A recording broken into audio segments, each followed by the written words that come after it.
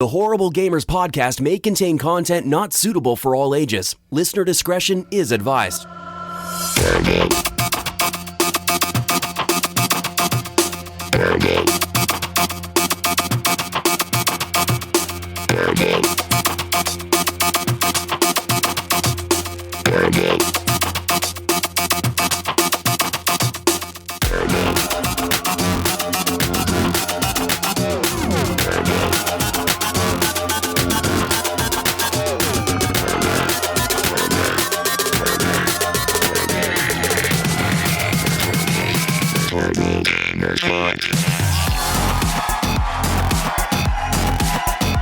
Welcome, ladies and gentlemen, to Horrible Gamers Podcast, show number 217, being recorded on August the 4th, 2018. I'm one of your hosts, Jesus Gonzalez, hosting the Jesus Watch Lot today. I'm joined by the crew plus one.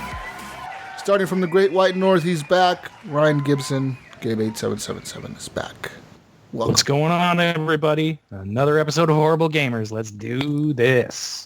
That's right, and from the West Coast, the best coast, my friend Henley Merrill, Gunny Chief is back. Welcome back. Hey, it's good to be back, West Coast and East Coast, and everyone listening around the world. And the West Coast. From Oregon, from the Pacific Northwest itself, the beautiful state of Oregon, Portland hipster, social justice warrior himself, Johnathan Hall. 10 Point Red is here. Welcome back, Johnathan. Thank you guys in the house. Woo! Yep. Doing what I can for He's humanity. Here to give us sensitivity training. He is here. Thank you, Johnathan. To give We need it. sensitivity I training. need it. I see some reports lately. I've gotten some emails lately. Have you?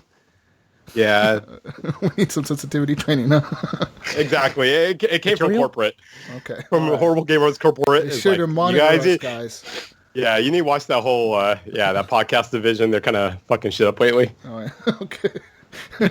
Follow us on Twitter at _Horrible Gamers. You can always follow us also on Facebook at Horrible Gamers Podcast is our page. And join our community, Horrible Gamers Podcast community. You can see the link in the page. So if you find the page, you'll find the link to the group. It is a closed group, so anything you post in the group cannot be seen by people outside of the group. So just know that. So your friends and family cannot see it on your personal timeline, but those, you'll be able to post in our group. You can always email us at feedback@horriblegamers.com, and I want to give a quick shout out to our Patreons this month. Patreon.com/horriblegamers is the link if you want to go join and donate money to us to support the show. Real quick, thank you to Johnathan Hall, Alan He's Mealy, awesome. Joshua You too. Wolf, Evan Tanaka, John Jerome, Adam Sunday, Clint Thiel, Dirty Bites, Robbie Wheat, David Snyder. Thank you guys for being Patreons this month. And as promised, I gave random numbers to each one of you, 1 through 10, because there's 10 of you. And I had Johnathan pick a number. And what number did you pick, Johnathan? I think it was 8. It was 8. You're right. And so happy to You remembered. Number 8 was I'm not a stoner. Snyder. David Snyder, you won this month's giveaway. I'll be contacting you to give you your gift card for Xbox, Steam, Nintendo, or PlayStation if you decide to choose any of those. So I'll hit you up, David Snyder, with your money machines in a bit here. It was just his birthday, so happy birthday. Oh yeah, this is his birthday yesterday. Yeah, woo! Oh yeah, happy birthday, Dave. Intro song was done by Fowler and Twistix. It is called The Breakout. Our outro song is done by Broke for Free, and it is called Night Owl. And if you want to become a patron, you can do so. Just do it, guys. Just do it. Do it. Just give us all the money. Do it. Just give us $10,000 a month. We'll be fine. Yeah, why not? Sure. That'd be great. Yeah. Woo. All Do right, us a solid. let's get into what we've been playing. You can donate $10,000 Why a month. not? Don't lie. Yeah. You people are rich. Yeah, we know you are. Wealthy. Our UK listeners are rich. We know they are.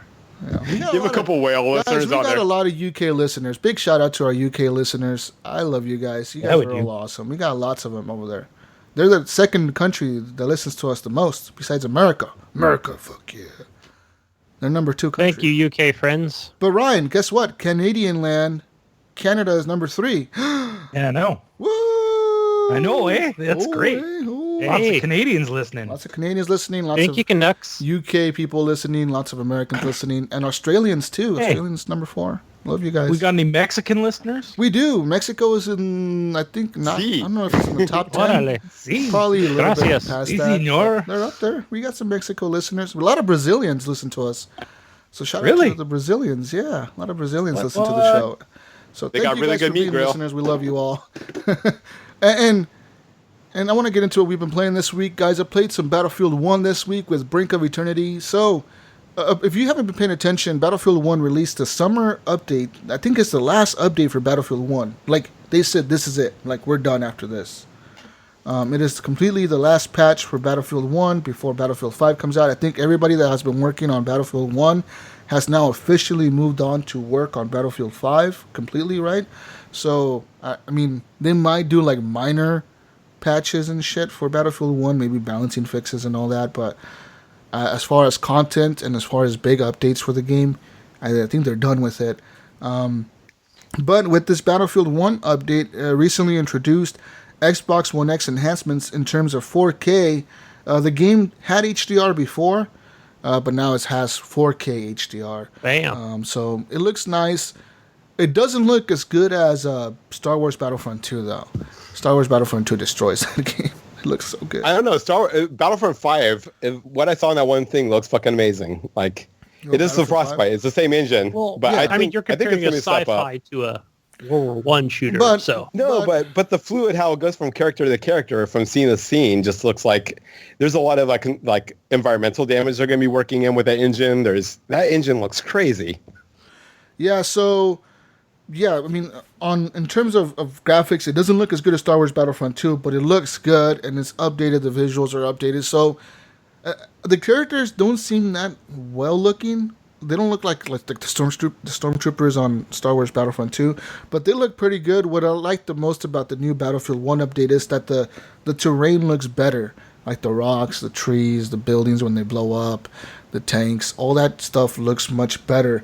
There's a lot more particles in the air and smoke and fog and rain and all that. It all looks fucking cool. So I was playing lots of that.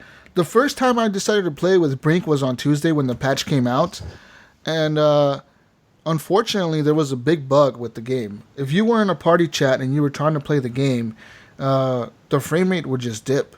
It would just dip hard. Like, it would go down to like 15 frames a second, if not less. So you couldn't really run. You couldn't really shoot. Oh, yeah. You couldn't. That's like- Yeah, I was pissed off, dude. So I tweeted at EA. I was like, what the hell? I was like, you guys released a patch that's broken. It literally is broken. Like, you guys broke the game. They were like, oh, sorry, I tried reinstalling the game. I was like, really? That's the fix you're going to give to millions of players on the Xbox? you know what I wonder, to Jesus, is uninstall you and see reinstall this. the game? It's a big You fucking see game, this? too. I mean, you see this on, like, we're just talking about Xbox here, right? And I've even seen it with, like, Plants vs. Zombies, the original. I didn't play much for 2.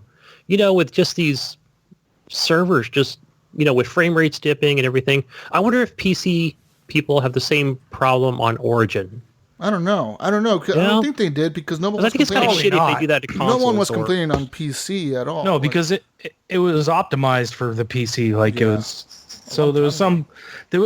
I'm guessing they asked you to reinstall it because they figured something didn't install correctly. You know what I But mean? you see, the problem is, Ryan, I reinstalled the game, and even though I was kind of pissed off about it, I didn't reinstall until yesterday.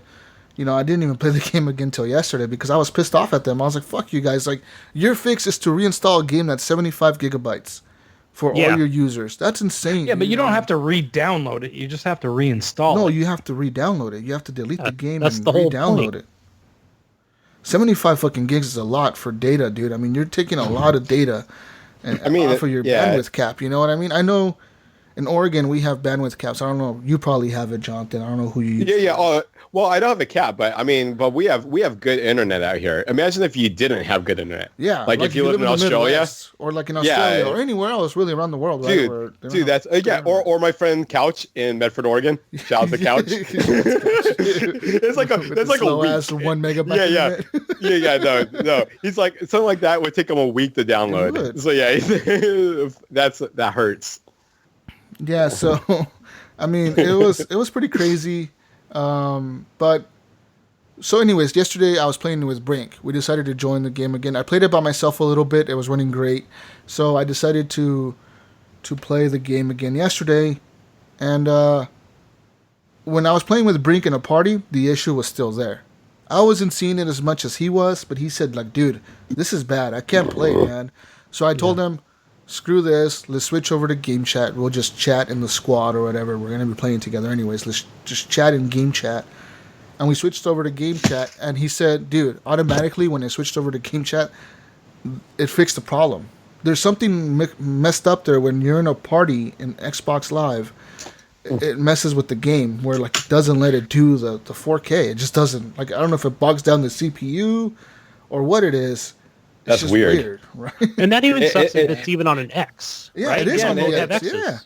And it's something that you really wouldn't think would interfere with each other. Yeah. So that's what's really bizarre about it. Because you don't see it happen in Star Wars Battlefront or any other game, you know what I mean, that DICE has made. Because DICE made Battlefront 2 and same engine, Frostbite 3, and it runs fucking great. I just don't know what the problem is there. But yeah, so we had that issue. Anyways, we were playing last night, and I want to give a big shout out to this guy named Jimmy the Fish. Jimmy the Fish is a UK listener who just joined the game randomly.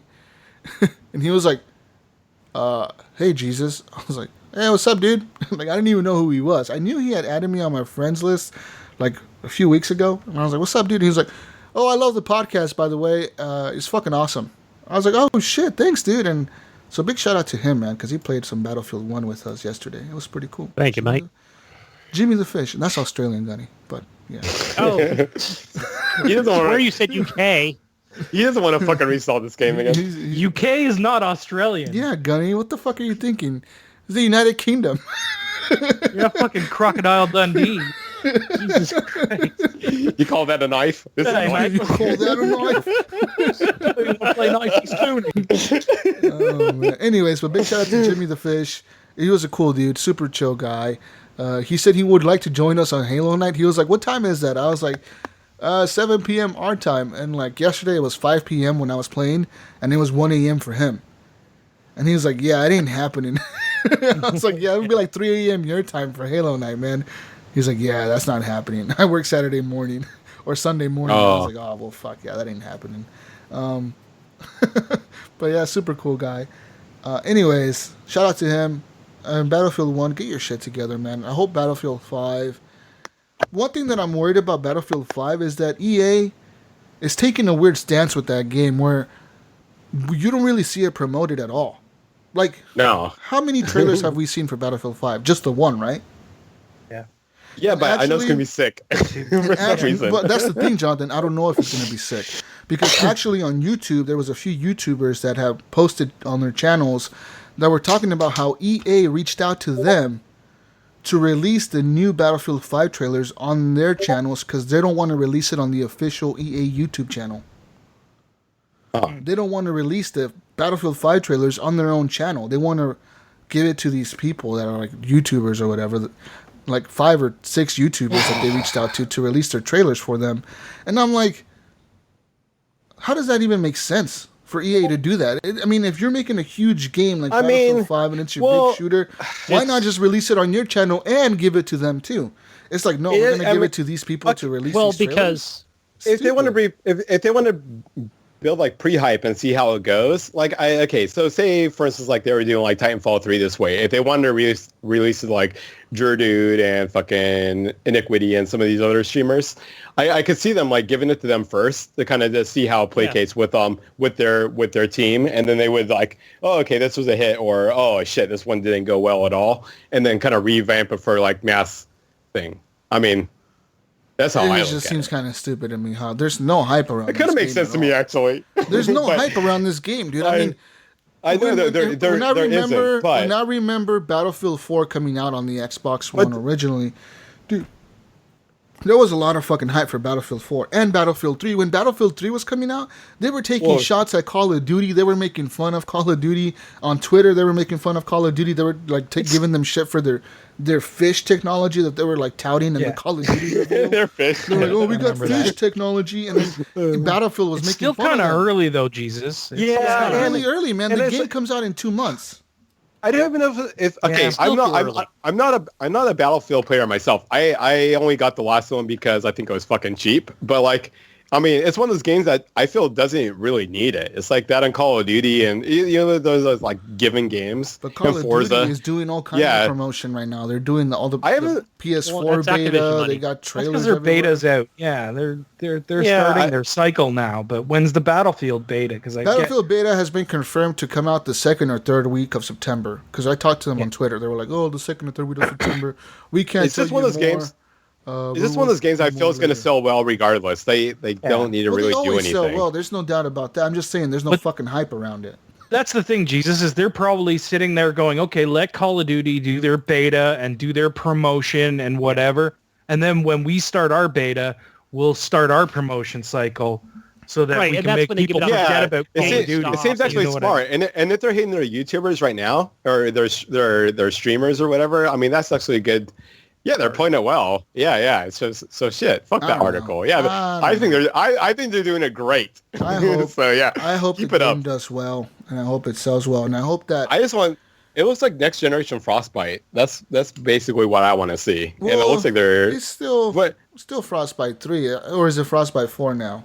It's Frostbite. I don't know, but either way, that's what Titanfall 3 is using. So that's why I'm keeping a careful eye on this shit.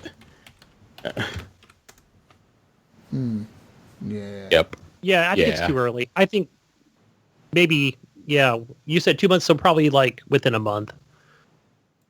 Once everything calls down. Say when they start their beta. When their beta starts, that's when you're going to start seeing a lot of their promotional ads. Yeah, so Battlefield 5 will have the Frostbite 3 engine. It looks fucking sick. So, and DICE is developing the game. So, I hope it does well, man. Because DICE needs to pull his shit together. I watched the first beta on Twitch. I watched a good amount of it. It looks good. Yeah. I just hope that DICE delivers on this game, man. They learned their lesson from Star Wars. They can't fuck around this time. Oh, yeah. You can't mess up this one. Like, you're going to mess up 2 games in a row. You can't do that. That's a big developer. More than 2. Oh, well, no, I guess DICE. You're talking about DICE. I was thinking EA. No, it's fucked up Mass Effect. That kinds of, they're in a bad situation right now. But yeah, I mean, I guess Battlefield 1, guys, if you're interested in playing it, right now they're doing a bunch of Road to Battlefield 5 on their game. So they're like playing certain maps all the time.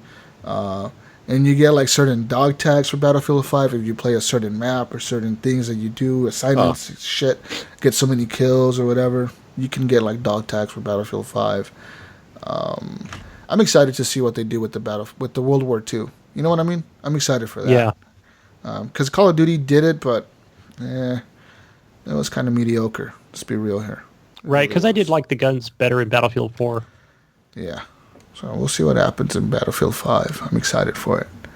But that's only one of the games that I played this week, guys. And real quick, I just want to mention Rocket League. It's on the Game Pass. Play it. Oh, yes. Play it. It's fun. That game frustrates me, but yeah. Yeah, me too. I just play it for fun. I don't play it for like just comedy. Yeah. Hey, that's the way you have to play it, Gunny. Jesus. It's Gunny, like, I wonder if it's the same issue with you as me. Like, okay, so in that game, like, I have great vibes going into it. I'm like, okay, this is gonna be awesome. I'm gonna start kicking ass. I'm gonna, driving around, feels good. Everything feels good. And then, like, okay, so you see like an awesome play in front of you, and you go to do it, and you just fucking, you miss it. Fuck like, up. you just spin too far up or too far down. Your car doesn't jump near as high as you thought it would, or something happens, and you're like, oh man, I just fucked that up. So you're like, okay. Next one. I overthought that one. I was too hyped, and then the next thing happens again, and you're like, fuck, god damn it. And then that's me, Johnathan. That's me. Yeah, that's totally me. Every time I have something going on in my head, I go execute it, and I fail miserably. Yeah. Oh. Yeah, and that's how I see that game. Every time it's a disappointment of my own skills. Like, yeah, it's like, oh, it's like a forced reality. though, man. Like, it takes a long time to get into that game, but when you it looks so much fun, and when you see people fucking rocking on that game, you're like, damn. So I've been playing a few matches of that this week, and it's fun, dude. It's a lot of fun. I like the stadiums. I like the variety in the stadiums, and like you'll be in a stadium in Japan, and the announcer is actually speaking all in Japanese. Like he'll do the countdown in Japanese, and he'll say shit in Japanese, and it's like it's fucking cool.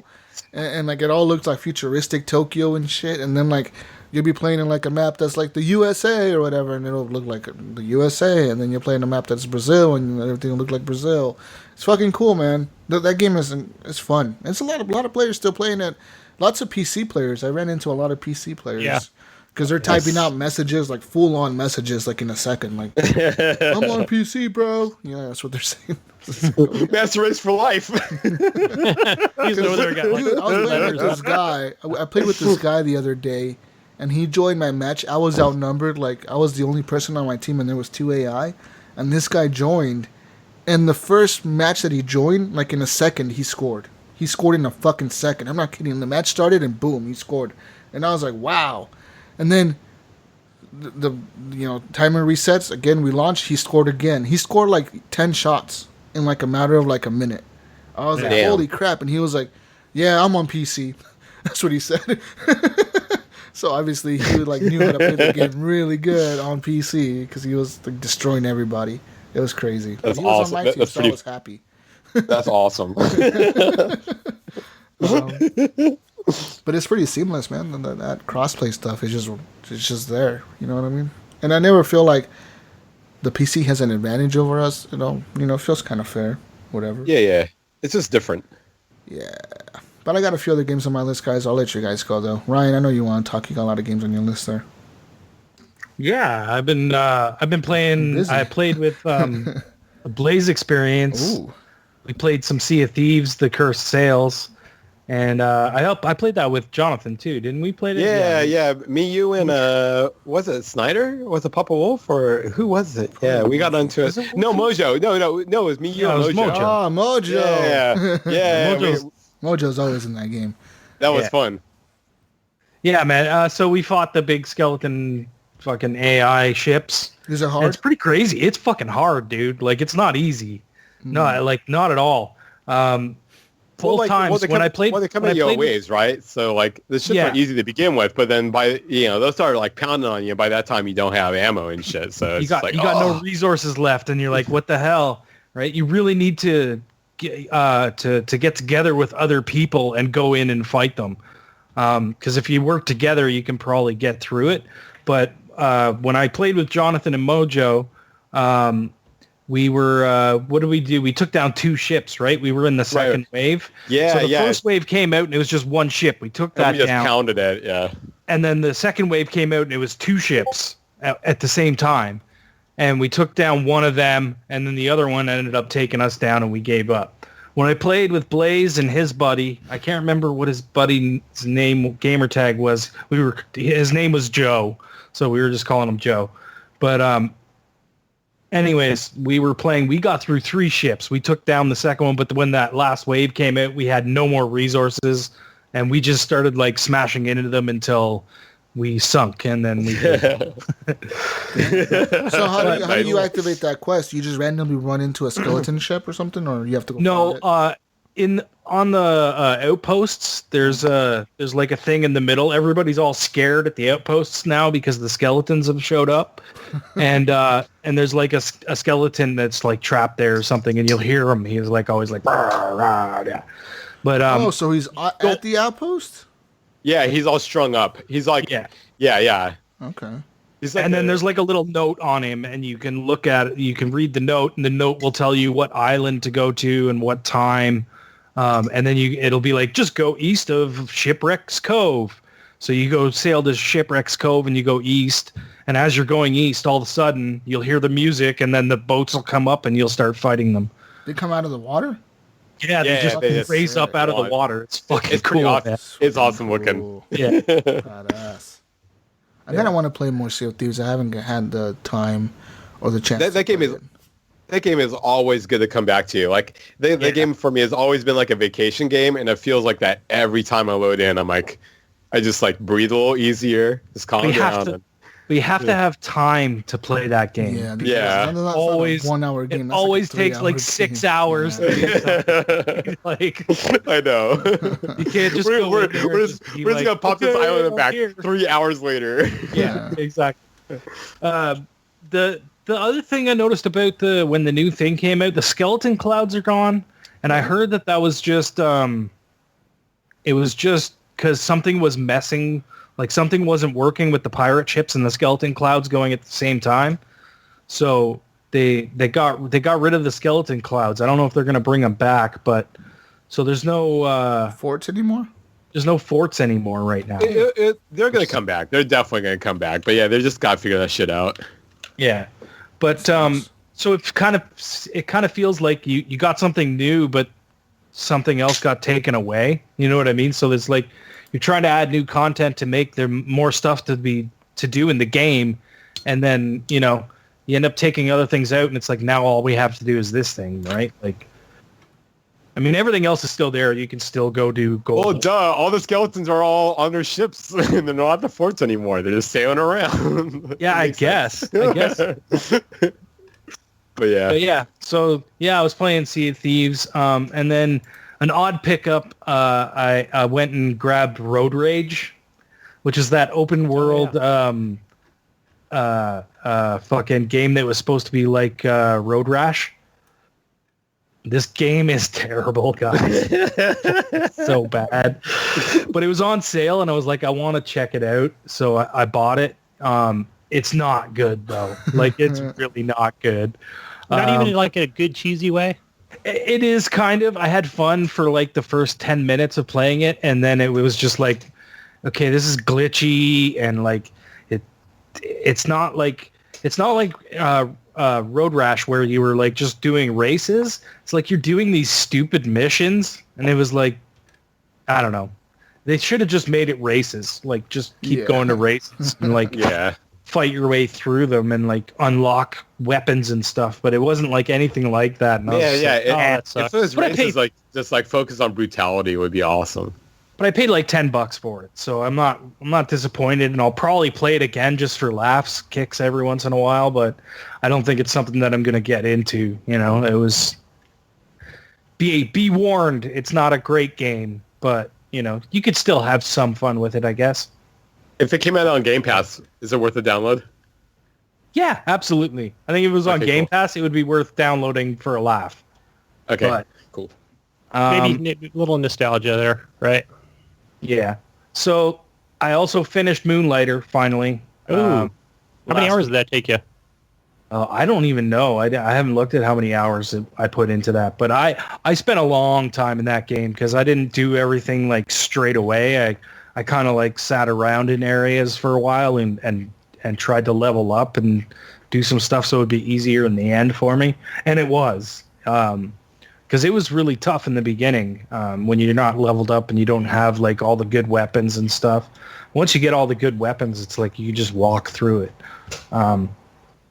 But that game's great. I mean, if you want something like that, you know, it's well worth your money. You know, I've talked about it before, so I'm not going to tell you exactly what it is again. But yeah, can I just ask you this? I mean, how was the end as far as like, you know, a boss fight, or was it satisfying to the end?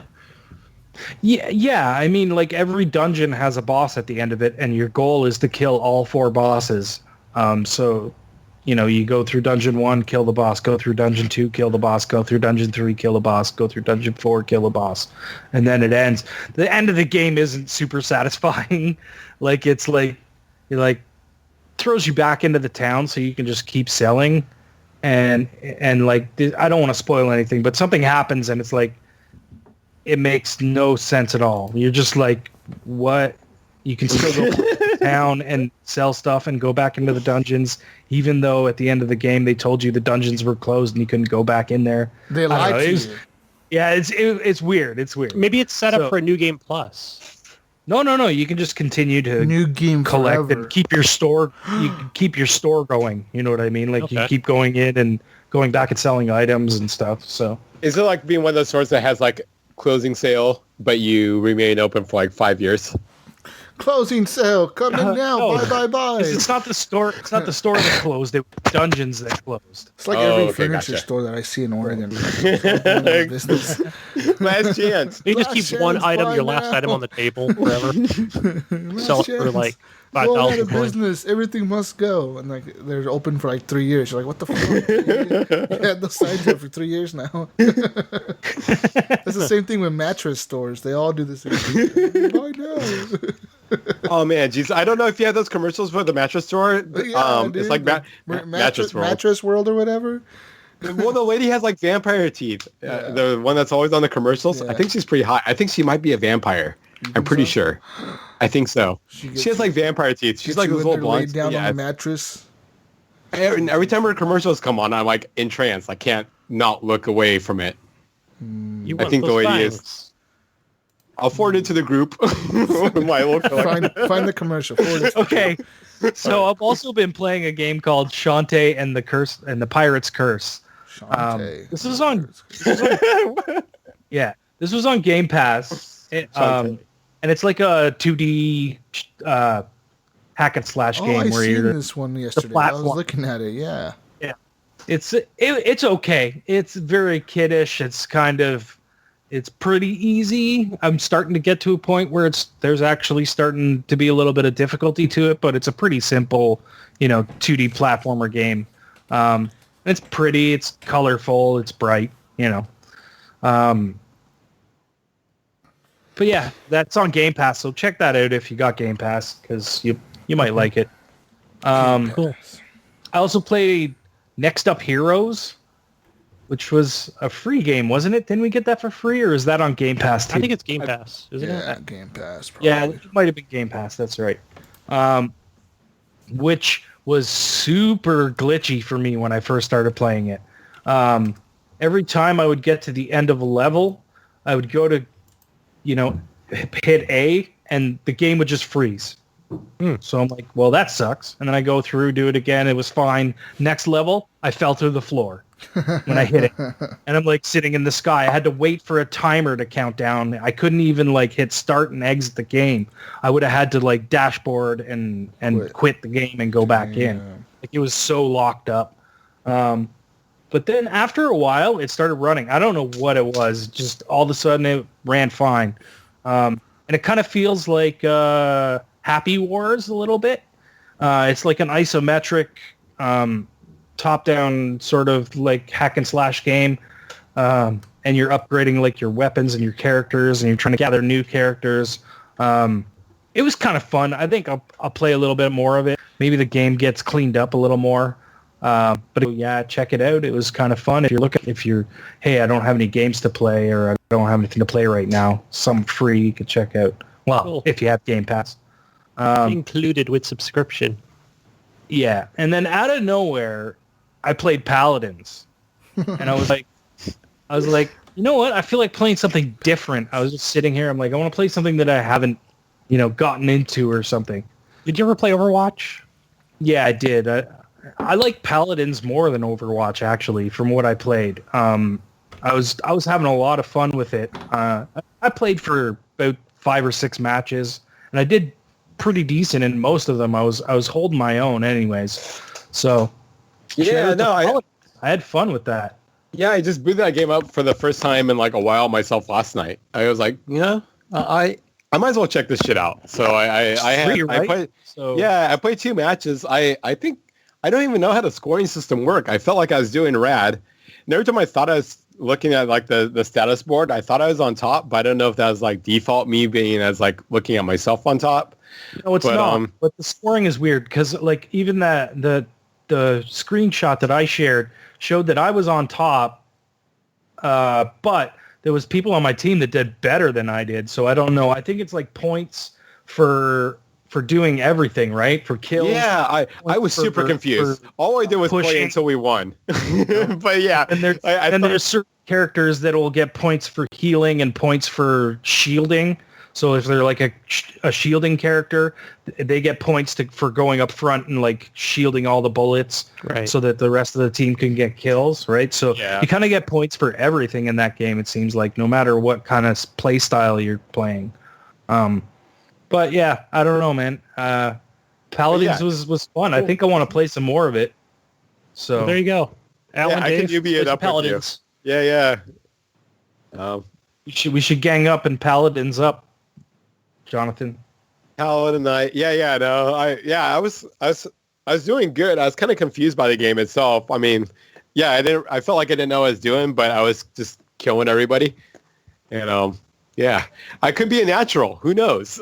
It could be like a Keanu Reeves all of a sudden. It's one of those games too where you got to find your character, right? You got to find the character that you're comfortable with. Well, maybe I picked him on first pass, but yeah, I just felt so good about it. I was like, who did you use? I used that. I think it was like that Mexican dude with a gun. Whoa! Hey, hold on. We're sensitive training here. Remember we talked about this. Training. What the fuck's going on right now? Open your handbook. Page 4. God damn, that's funny. Whoa, 2018 guy can't assume someone's identity. How dare you? Sorry, but the Hispanic guy with the auto. He's got like a rose in his mouth. Yeah. And I was obliterating with anyone that came up to me. I just like even like I was getting some threesomes, some foursomes. I was slaying bitches left and right. It was awesome. I was using Draco or whatever. He's like the dragon looking dude. And he like has a rocket launcher. Nice. Yeah. So you were crushing it? Yeah, I didn't know if maybe part of me was like, hey, maybe this game is for like a younger crowd or a more unexperienced crowd, and all my Titanfall skills were just like adapting too well. And I just felt like, yeah, I didn't even feel threatened at all. I was just going up and just like shred. It was ridiculous. It was pretty sweet too, because I loaded it up on like Stay or whatever and played a game or two when it came out. Same, and then I fucking loaded it up this time, and like it was like, you got like 400 cards and fucking all this money, and fucking I was like, holy shit. Yeah. I got all the characters for that game. I just don't play it much ever. Like I always play Overwatch. Oh, did you buy the character pack? My brother did, and I game share with him. So like. Oh right. Yeah, he bought the $20 back in the preview. It was $20 to buy everything, I think. It might still be that Ryan? now. Did you have the characters unlocked, Ryan? Because no, I only have. I don't either. I have a couple of characters unlocked. But you can unlock them as you play the game. You can get like you just spend the gold, whatever. But they're expensive. I mean, they're like 60,000 to buy one of the characters. Like 60,000 of those crystals, or what do you spend on that? 60,000 of the gold coins or whatever. Okay, because I know you get crystals like for logging in every week or like every 3 days. You get like 300 crystals. Oh, do you? I didn't have any crystals. Yeah, you get like login bonuses like every other fucking game. Where if you log in every day, right, like Smite, it adds up or whatever.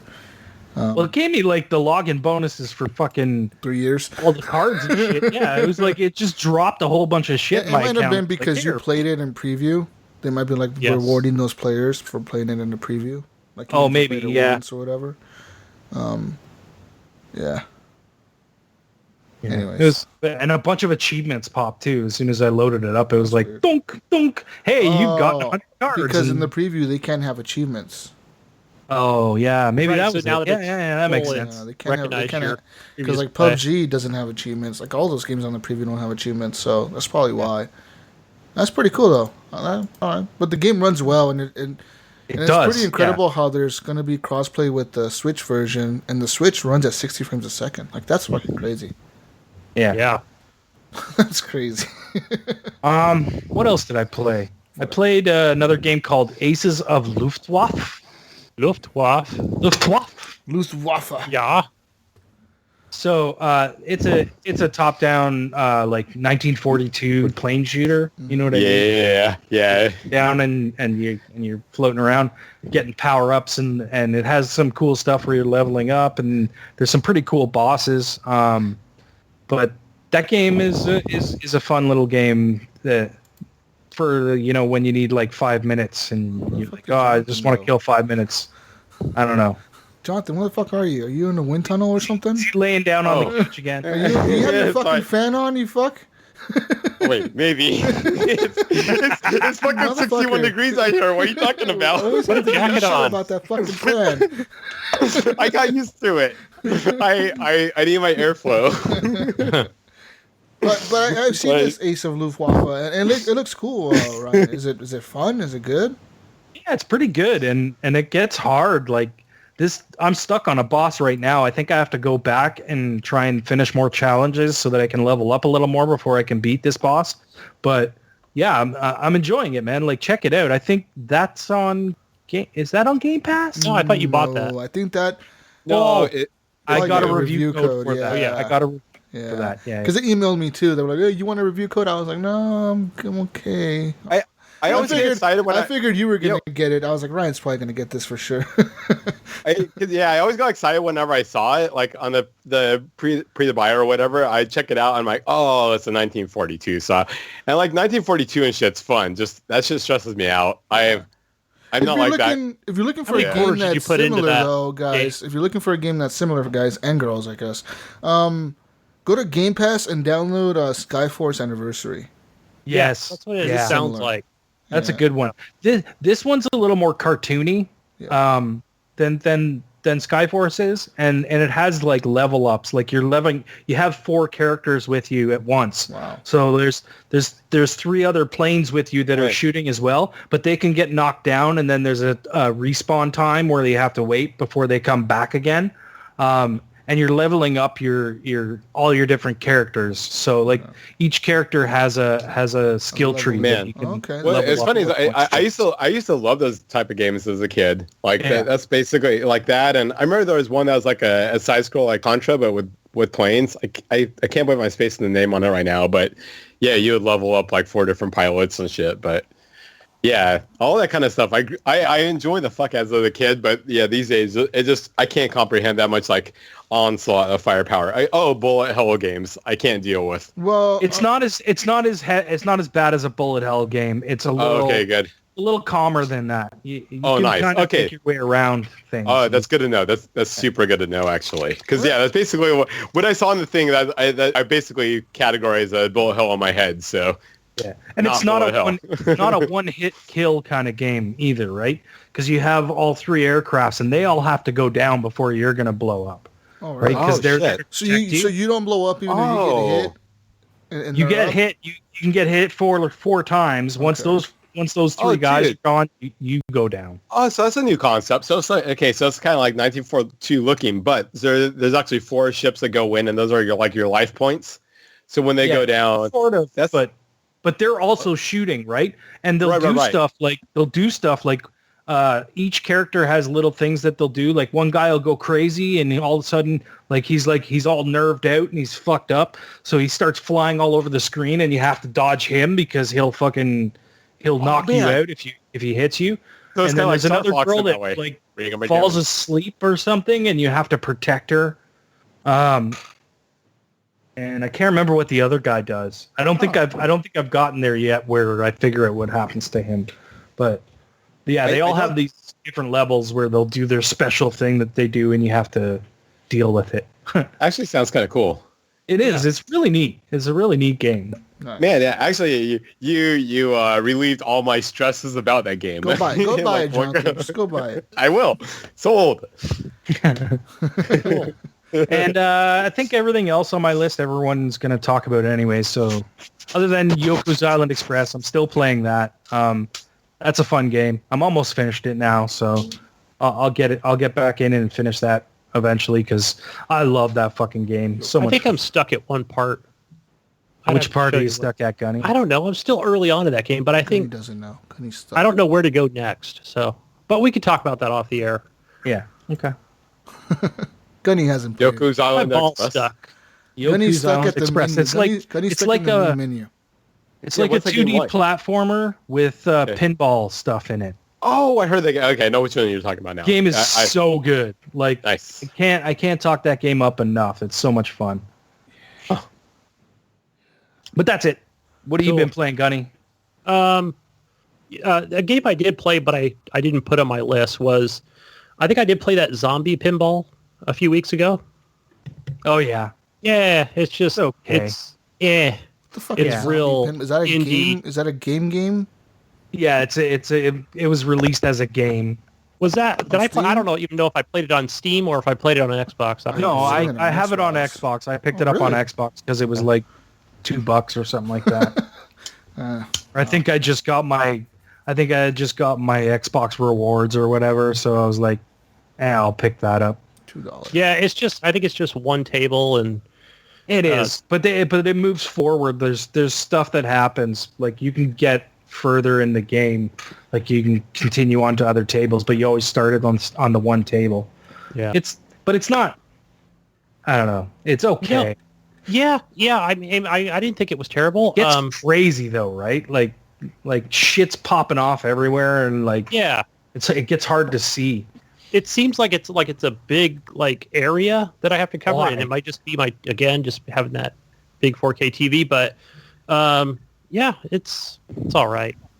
Anyway, but the big game that I played, the only thing I turned the Xbox on this week was No Man's Sky, of course.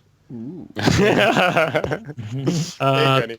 Yeah, So, Gunny, how you doing in No Man's Sky? I haven't heard Tell about me you guys. Gunny's I don't think exploration. wait. Stories, I 'cause don't. I haven't listened to last week's show yet. Yeah, I don't think I've played with you yet on this, Gunny. I don't know. No, and I know Mojo joined the game for a minute, but I didn't know how that worked. And Wait.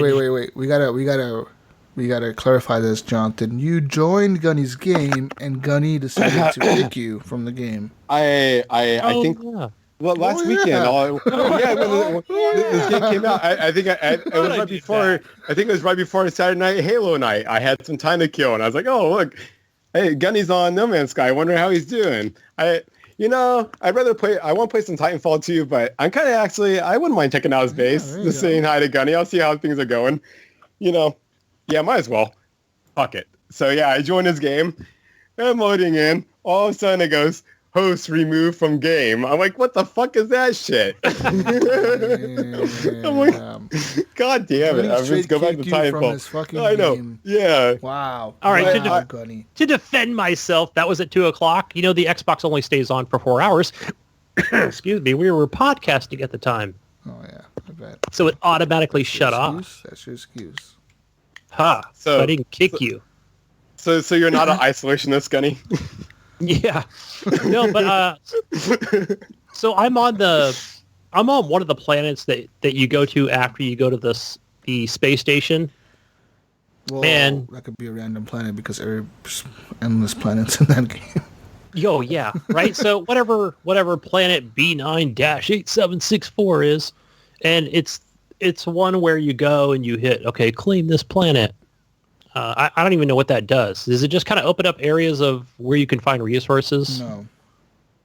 Man, I feel this could be like a whole I guess it's just fuck now about all these things about No Man's Sky con- episode. It's just one of the planets that you discovered. So that just shows up on my list of planets of pretty much exploration. Pretty much, that's gonna show up there. Yeah. Hey, do you guys think that all the Xbox users get the same intro planet? So, on the PS4, I heard that there's a big variety of between planets and shit, what you spawn into and what you have to deal with. But on the Xbox, it seems like everybody has the same scenario where it's this hot planet where you have some, I can't remember what it's called. No, I think Jesus said it was different, didn't you? It's always different. It's always, even on the Xbox? Because it seems like everybody has on everything. On PC, on Xbox, on PS4, it's always going to be different planets for everybody. It may be that it may be that you got a hot planet that's super radiated or whatever, and another person you talked to got the same thing, but I haven't heard. Gunny could have got a snow planet, or another person could have got a rain planet, or another person could have got a planet. On the Xbox, though, all I hear about is the same radiation planet. I mean, which is what I got, and I basically. Well, it could be that I've talked to everybody has gotten that. Maybe on the next update, they kind of wanted everyone on the same playing field to get into maybe it. They want everybody to have a fucked up planet in the beginning, and it so happens that radiation is a bad thing, and heat and all that fucks with you. So everybody kind of spawns in a similar looking planet, but it's not the same exact planet as the other people. Okay, but yeah, everybody's going to have a different starting point in the galaxy. Right? Oh, I see what you're saying. Yeah, no, definitely. Yeah, it just seemed like I just wonder with the next update if they wanted everybody on the same playing field to begin with, and then they'll progress from there. Well, everybody starts off in the beginning with a broken ship. Everybody has to fix a ship. Everybody has to learn all that. Everybody has to fix the visor and learn that. Everybody goes through the same 2-hour tutorial happens for everybody that plays on the Xbox, because obviously no one has an old save file. On the PS4 is a little bit different. If you had an old save file, you can load that, but a lot of your technology is going to be obsolete, so you're pretty much going to have to end up doing the same thing. The shitty part about that, though, is that on the PS4, if you load up a save, it doesn't teach you the tutorial. It just expects you to know what to do.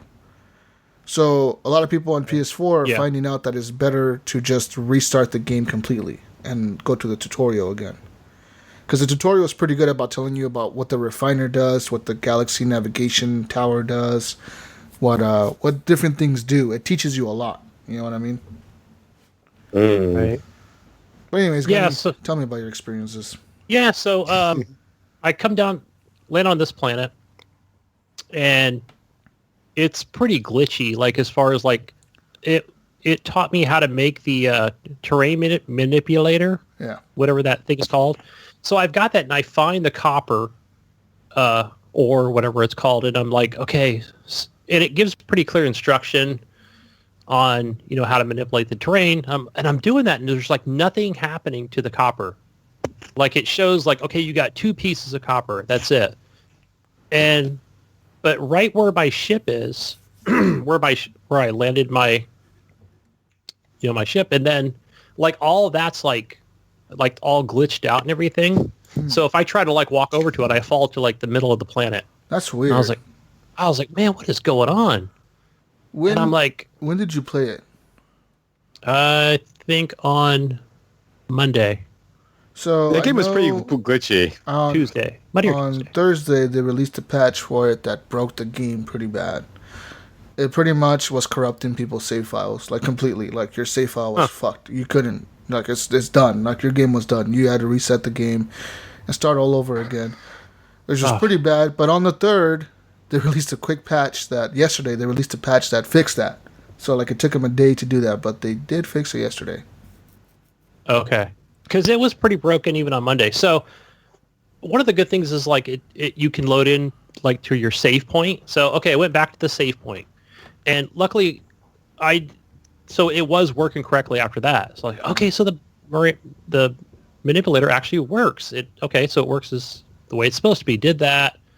I do like kind of staying around the area of where my ship is, right? Because that's always smart to do. Yeah, like I didn't venture out too far. If you gotta go far, just take the ship with you. This is a bitch. Yeah. If a storm comes in and you're like far away from your ship, you're screwed, man. Unless you can build like a quick shelter, you're gonna be screwed. Well, check this out. So you know how like when the storm comes, and it actually warns you. No, it like I think because since I'm early in the game, so this is what happened. I did exactly what you said. I built like the 4 walls, put a roof on it. And yeah, you can do that. It'll actually say like, okay, you're kind of safe for now, or the temperature went down, so you're cool, right? And it only lasts for not even 30 seconds, right? I think because maybe, again, I'm early in the game. So it came out to where it said, okay, there's a storm coming, right? Mm-hmm. And the storm came, and I just kept doing what I was doing. I was like, I wonder like what'll actually happen. And this might just be a glitch or whatever, but you know how you can go into your life support and upgrade it? Well, you refill it, and that'll bring the bar up to where you're safe, right? So you don't actually have to go back to your ship or go into the shelter. And that's exactly what I did. I was like, I guess I don't even need the shelter at this point, unless if I have the resources for my life support, I could just keep doing that. But again, maybe if I get further into the game, it's going to be a lot more difficult. Yeah. What do you think? There's the game. It doesn't really ever ramp up difficulty. It makes you go to different planets and explore different things. The game has like a story to it now. Where I know they added that in the Atlas update, but I never really played that. I played a little bit of it on the PS4 a few months ago, but not much to get as far as I have now. So what I've been doing was I've been finding a lot of the abandoned like buildings. You probably have ran into those, right, Ryan or Gunny? Have you guys ran into those abandoned buildings? Yes. Well, no. This one actually had a person in it, an alien. No, it'll tell you it's an abandoned building from like a distance. So you go there, and pretty much like everything outside, you see like these weird looking plants with eggs and like these sacks that like if you shoot them, like these eggs or pop out of them, and you got to steal the eggs. But at the same time, monsters pop out of the ground, like these crazy looking, like alien looking monsters pop out of the ground and they attack you. And sometimes the sentinels will attack you too if they see you like stealing their eggs. But the eggs are worth like 300,000 credits. So what I do is I'll steal the egg and I'll jump on top of the building and I'll go to the other side of the building while the monsters are on the other side. Mine those eggs real quick, jump on top of the building again, and keep doing that until I steal like about 30 eggs. And then I'll take them to the space station. I'll sell the eggs. And then I'll go back to that same abandoned building because it all kind of respawns. It'll all keep respawning unless you like clear off the little command computer thing. You have to clear. If you clear that off, the base will disappear from your map. Like you won't be able to find it again. So so keep it there. I just leave that there. And I just keep coming back to the same. I went back to the same abandoned building like fucking 6 times, dude. And I had like 8 million credits by the time I was done doing that mining, like farming stuff. And I ended up buying this ship from this dude who sold me like this cargo ship that had like 30 something slots in it for like 4 million credits. And that's after I traded my ship into him. But what was cool about his ship is he has an upgraded warp drive that can actually get me into into other galaxies or systems that you won't be able to get into because you're still on the starter ship. So you have to upgrade your warp drive to like the special upgraded warp drive bullshit, and then that'll give you into like these blue systems and gold systems and red systems that have like weirder looking planets. And these planets sometimes will have better resources. They'll have the gravitino balls, those are like the big yellow or white glowing balls, but usually those are guarded by sentinels. And usually that's a really rare mineral or material that's used to upgrade certain parts of your capital ship and certain parts of your spaceship later on in the game. So you want to save those kind of, but you can sell those because they're worth like 40 grand a piece or 40,000 credits a piece. Lots of things like that I've been doing in the game is just farming. Pretty much, I kind of don't really give a shit about the story. I'm just trying to upgrade my ship to the best that I can possibly upgrade it to and upgrade my suit to the best that I can possibly upgrade it to. So I've upgraded my suit like 4 or 5 times now, and I haven't done it through the space stations because you can go to the space station and pay. That's what I did. The guy to upgrade you. But in the planet, sometimes you'll find these like little tower looking things, and you can go there and it'll let you upgrade your suit. And when No Man's Sky originally came out, those upgrades were free. You have to have resources and shit for that, right? Originally when the game came out, those upgrades were free. You could just go and find the tower and get a free upgrade. Now you have to like repair the machine or whatever. So like you have to have antimatter. You have to have like a metal sheet. That's when I gave up, Jesus. When I got to that and I was like, sweet, I'm finally going to get a suit upgrade and be able to upgrade. And I walked in there and it's like, you got to have these fucking things you never even seen before and have no idea how to make. I just turned the game off. I'm done. It's pretty easy. Once you get the hang of it, you'll understand what you got to make. You usually always need a metal sheet, antimatter, a carbon tube, and chromatic metal. So chromatic metal is kind of like the confusing one because you're like, oh, chromatic metal, what the fuck is that? You can't mine that. For that, you have to refine that. And you refine that off of the copper. If you find copper and you put it in your refiner, it'll make chromatic metal. Just a little bit of baking soda and you're good. And that's what you need. Wait, what? How did you do that? You got to get the copper, Ryan. You put it in the refiner and refine it. So it's a nutmeg and a little baking soda and boom. So, and I think it reverts back. You can revert it back too. Yeah, and if you need copper again, you can always revert the chromatic metal back to copper. You can do. I'm still learning that part. Yeah. Like the same thing with the. I just can't be bothered, man. Like I thought I was gonna get into this game again, and I'm. Oh, dude, I'm loving it, man. It's something about it where I'm on the fence. I'm so on the fence. I'm in love with it. Dude. I enjoy some parts of it, but I hate parts of it, and I just like. Yeah. I play Sea of Thieves and I get the same vibe, but it just is so much more enjoyable. Sea of Thieves is more boring to me than No Man's Sky is. I feel the opposite. Me too. Completely the opposite. I'm like, I'm looking for the excitement on No Man's Sky, and I'm enjoying the relaxation of Sea of Thieves. I think it's what happens. The cool thing about No Man's Sky is that I feel like I'm always learning something new. I'm always exploring, and I'm always on the hunt for the new thing. I'm always on the hunt for the new technology, the new thing that I'm learning, the new. Well, what's cool is I guess they're good. I guess they're gonna be. They said they're gonna be updating this game monthly or some shit. Weekly. So that's rad. So they got this game on track. So they're basically going to be doing like the same like Sea of Thieves moto, where they're going to be like just introducing new content and giving people stuff to like, which is rad. I mean, I'm game on for them fucking doing it. I mean, that's because that's what I love about Sea of Thieves. So but one thing that I really like about this game is that once you get the capital ship, it really is a portable base that you can take anywhere with you to any galaxy, and it's super cool the way you do it because you'll warp to a new galaxy. And I'll be in the new galaxy just flying in, right? And like this galaxy that I came into last, I spawned into it, and right next to where I spawned into the galaxy, there was a black hole. And I was like, ooh.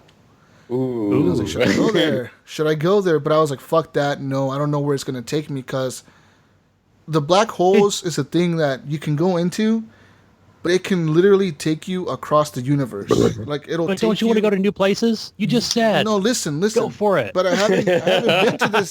The galaxy that I landed in. His capital ship. The galaxy that I landed in, I haven't been to that yet, so I have to explore that first, right, to see what was there and why the black hole is there. So when I got there, the thing is also, Gunny, when you go into the black hole, it could take you across the universe, and my capital ship can't jump that far. So my capital ship will be stuck wherever the fuck galaxy it's at right now, and I won't be able to warp it. That's not the plan. The plan is to take my capital ship to every galaxy that I go to, so it's always there with me. So can always land there. I can always go there to trade with people. I can always go there to initiate missions. And these missions, number one. The missions are worth it because you can send out your frigate, and that thing will be gone for like 3 hours, and like you'll get constant updates from the captain of the ship, and he'll be like you'll see it on your screen. It'll say like Captain so and so from the frigate SS, whatever the fuck it's called.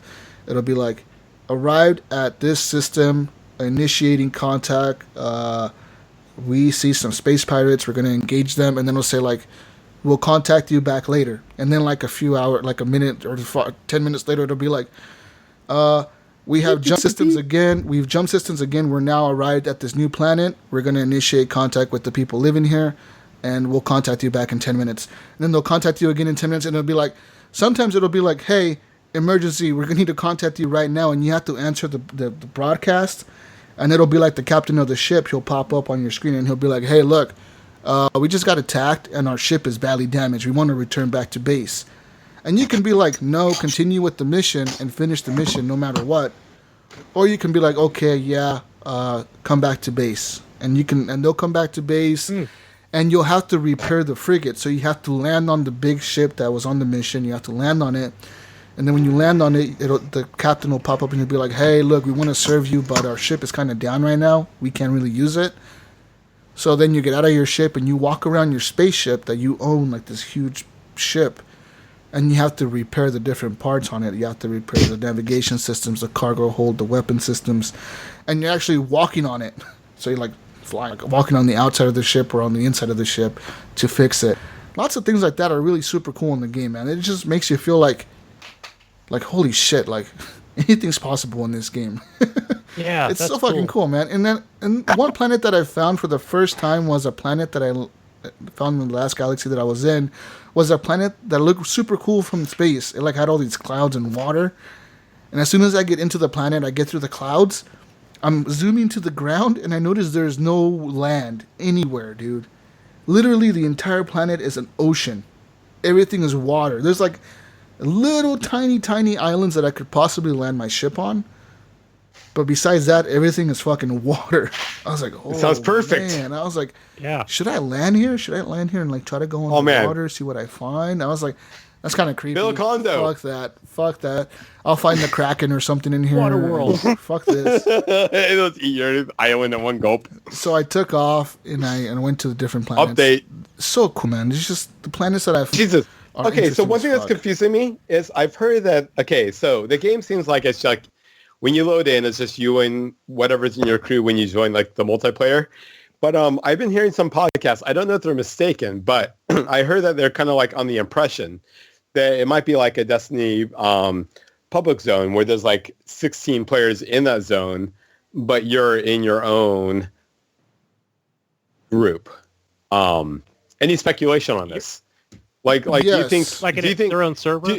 Like, sort of thing? no. So Instance? when you're jumping in, when you're in there on the game with your little crew of like 4 or 5 people, yeah, I guess it's a total of 5 people. So it's you and then 4 other friends you can invite.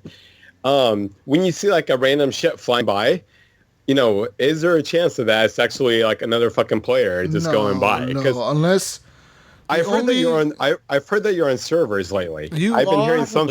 You are, but Yeah. the people that you see flying around are not other players. Yeah, they're NPCs. That's what I figured. But Yeah, that's what I figured. I mean, It's the but planet is I'm there on. but is there a chance that that's actually another player because of the fact that you're on a thing with 16 players? I don't Like, think it is, John, because the planet I'm on, and again, only 5 hours into the game.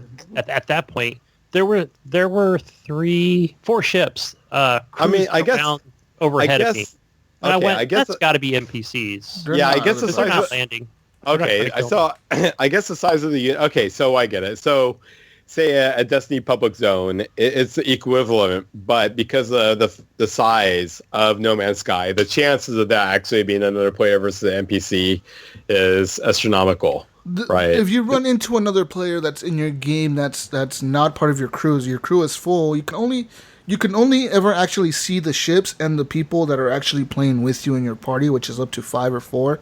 Right. Beyond that, you won't see a person. You're going to see those little orbs. The little orbs that were in the previous game. Oh, That's where you're going to see. That's good. Shit, that's crazy. But Okay, I actually didn't know that. Those people can discover things in your planet. Like, say you haven't scanned an animal, and they scan that animal, and then you go and scan that animal will say, like, it's been discovered by this person, and it'll show their gamer tag. Okay.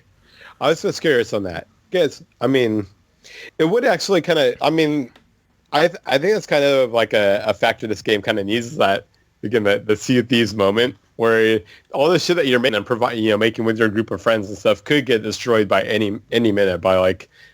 Well, the shitty part is if you're playing the game. Factor. I'm actually glad it doesn't. When you're playing, because actually though, when you're playing the game, and if a random person's if a random person joins my game on my friends list, and they join me, and it'll say like, Mojo, join your game. The fucked up part is in the beginning. I don't know I think they patched this by now, but last week, Mojo could walk up to my character, stand next to me, and he can transfer items from himself to me that he doesn't want. So if he had a bunch of useless shit, he could just fill up my inventory with useless shit, and I have no say-so. Like, it wouldn't prompt me to say, like, do you accept this trade? It's just like, no, it's just all in my inventory all of a sudden, and my inventory would be full of crap. You know what I mean? So that was kind of So it's more of a give than an actual, And the other fucked up part that was last week is if Mojo was to go into my base and look at my cargo, like my little chest thing that you can put stuff in, he could steal everything from that chest if he wanted to. He could just take it all. Alan, maybe get this game. No. Well, I think they patched that by now. So yeah. Never mind. The game is fun though, man. Finding that ship that I got a good deal on was fucking cool.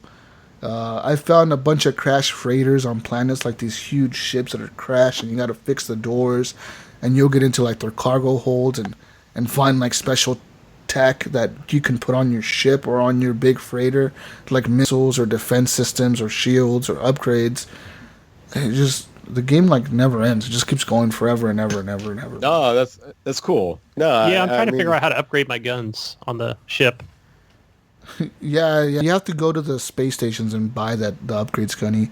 Another thing that I did have an issue with was the planet that I was on had so much like color and trees and bushes and grass and animals that the frame rate was like crashing, dude. It was like, holy fuck. Like, the frame rate was choppy, dude. I was like, what the fuck is going on right now?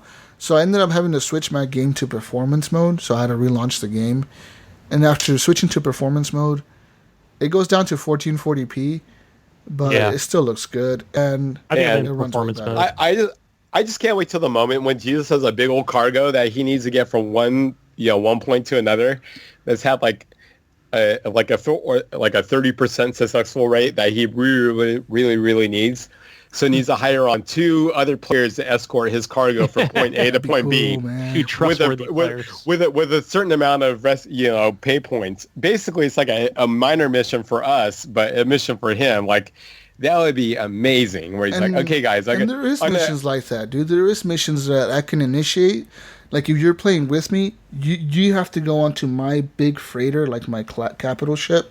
You have to land on it, and you have to go onto the deck with me, and you have to sign up with me as I'm on the mission board. You have to sign up to the mission, and then I pick whatever mission we can do. And there's different kinds. There's like, man, what if kill 10 animals, mine so much of this certain material, or like deliver this material to this space station, or go attack another freighter or another capital ship. Jesus, I think this is actually the first time this came to mind, but what if you could actually create a mission? If you could create a mission, like if you could like properly coordinate from like your cargo point and then actually create the mission, create the award. I can see that happening. And then invite players to do that mission. That'd be cool. I could see that. That would be amazing. Normally they'd be NPCs, but actual humans. Yeah. That'd be the first time I've ever heard of that happening, where a player created a mission, like a minor mission, and the other guys actually completed it, and everybody gets to split the loot. And this is a game to do that kind of shit. Yeah. Like that's it. Yeah. I mean, because like I don't have much going on, but like I wouldn't mind as my low level character. I could do some escort missions. I can make sure some shit goes on. But to a place, I've had a lot of space battles too, where like all of a sudden, like one time the fucking Sentinels followed me into space, and they were just following me forever, dude. Like I killed the first two. I killed the first guy that was like, one spaceship. I killed him, and then all of a sudden, like it's like Grand Theft Auto, where like the stars go up. So I went from 1 star to 2 stars, and it was like, backup is coming in 5 seconds. I was like, what the fuck? And all of a sudden, 5 seconds later, boom, 2 spaceships were on me. So I killed them, and it was like, backup coming in 10 seconds. I was like, holy shit. And like 3 showed up.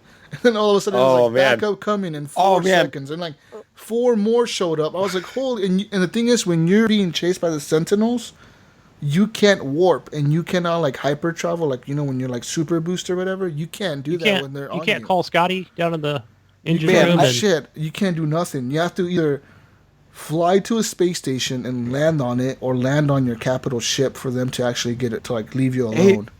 Hey Jesus, what if at a higher level, where if you have more money to spend, and say conceptually, the more money you had to spend, like if you could hire bounty guard, or like not bounty guards, but what is it called, like bodyguards. That'd be if cool. you got high level bodyguards to go escort you from ship to ship, so you can just like fuck shit up and just like do whatever, but actually like awesome, man. Yeah, you're like, I got this many credits to spend on people of this level that require this thing. Help me out and do this, man. I could see that going. Like that's definitely. I feel that's like the next. Well, that's like what that one game. Scarlet, like Scarlet and all that shit is gonna be integrating all this kind of stuff. That's what That's what the game that on PC. Was it Citizen? What the fuck's it called, Ryan? Star Citizen. That's what that game does, where people actually own this. Yeah, people actually own space stations. You promote people, and you actually own the space station, and people work for you, and you have to pay them so much credits, and they're making credits for you, and it's like that's a big crazy. Connected. That's why people go to war in that game and like have wars for like 3 months with each other, because go to Discord. And like EVE Online, put in your PayPal. Yeah, EVE Online is the same way, where like everything's connected, and you have to control space stations and have like one person is the captain, one person is the engineer, one person's the guy who works on the bottom or whatever the fuck, you know what I mean? I just want to be the fucking Titanfall Ion Pilot escort is all I want to be. Just pay me some and you for can, that. As a owner of a capital ship, you can hire on other frigates to be part of your fleet. And I think you can have up to 50 frigates on your command. Like, you can command 50 ships at a time to do missions for you. And the missions get progressively harder that the frigates have. Like, you go to the navigator, and it'll be like, this mission's going to take 4 hours. Difficulty rating is 3 stars. And you can send, like up to 4 or 5 ships to go on that mission. And obviously, the harder the mission is, the more ships you want to send on that mission. But at the same time, not just the more ships, you want to equip them with missiles or torpedoes or shields, etc. And like I said, sometimes during those missions, like they'll get attacked, and like maybe one of the ships will go down. So like that one ship will contact you and be like, "Hey, look, we went down, but what do you want us to do?" And you can have everybody come back, or you could just have that one ship come back, or you could just tell that one ship, no, continue the mission, but have the other ones kind of protect them. So it goes like that. The game is just, it's crazy, dude, how deep that game can go. No. And I just had that whole conversation just had me. I just had like an epiphany moment, like the future of fucking gaming. Like it's fucking crazy how much that game can incorporate like future standards on.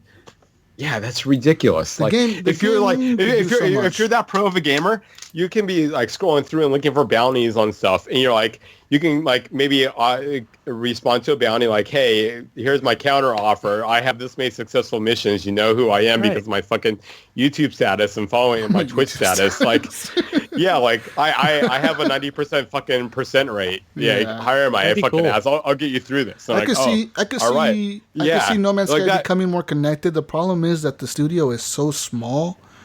Hello Games is so small. They need to like hire more people to just. They need to be bought by Sony or Microsoft. No. And then you incorporate what they just did with fucking Grand Theft Auto with their clubs. Like maybe you spend some money on a club planet. So yeah, there's like bumping clubs. And have people like go to your club planet. Yeah. Because my club fucking kicks ass for all the missions I fucking did. Yeah. Come to my party planet and spend your money. I got my party planet. My party planet is the best because I do all this fucking shipments and stuff. I hire the best people to see. The thing is that shit. All right, come back down. Jonathan, I can see all this. The problem is that I could see all this like years from now when they do the next big, like maybe like a couple or 2 or 3 major updates to the game, kind of like this one was. Because it seems like every year they try to do a major update to the game. The problem is that every time they do a major update, they kind of change everything. And with the next update, it was no different. They completely changed the way you mine minerals and the way the minerals are. Yeah, but this day and age, this day and age, every time that there's a major update like that, the social media response between Twitch and like Reddit, basically like I've seen so many. I was kind of against it at first. Like it was a Star Wars Battlefront thing. I'm like, man, you guys are just being bitches. As far as I meant bitches in the best term, of course, not like a degrading a female thing, but yeah, whatever, dogs. But as far as like you guys are being punks, as far as like arguing with these companies who know best. But in the last year, the media has changed so much where actually Reddit and Twitch and shit actually hold the conversation and make companies accountable. Yeah. To the content that they're putting in. No, like pretty much they can do more harm than good too. Anytime, like, okay, so fucking For Honor was gonna take away all these old emotes and shit that you could get like a previous couple seasons. They were gonna take it out, and then the Reddit and all the communities like threw a fucking fit about it, and I thought it was fucking stupid. But then like 2 days later, For Honor is like, sorry guys.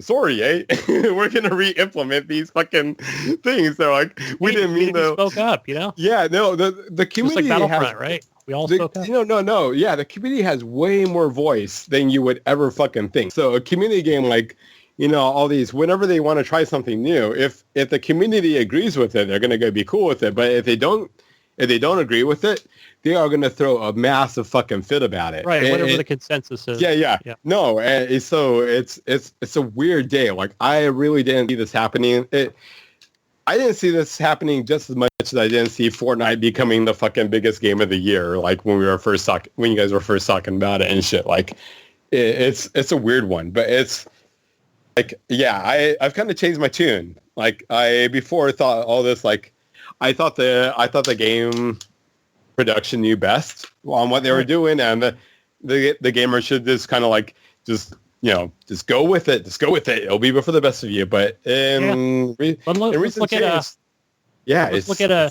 No Man's Sky here, just with how there's that PC following that really kept this game alive. I think I was told it was not the PlayStation community, it was the PC people that said, let's keep this going and let's go for actual multiplayer. Well, you gotta give the Hello Games team some credit there too, Gunny. They could have absolutely. I do. I think it's great that they didn't say, "Well, we just throw in the towel, it's done," and everybody. The game sold super well. They could have easily said, "Fuck it, we're done with the game. We're not going to update it. You guys say it sucks. We're done with this.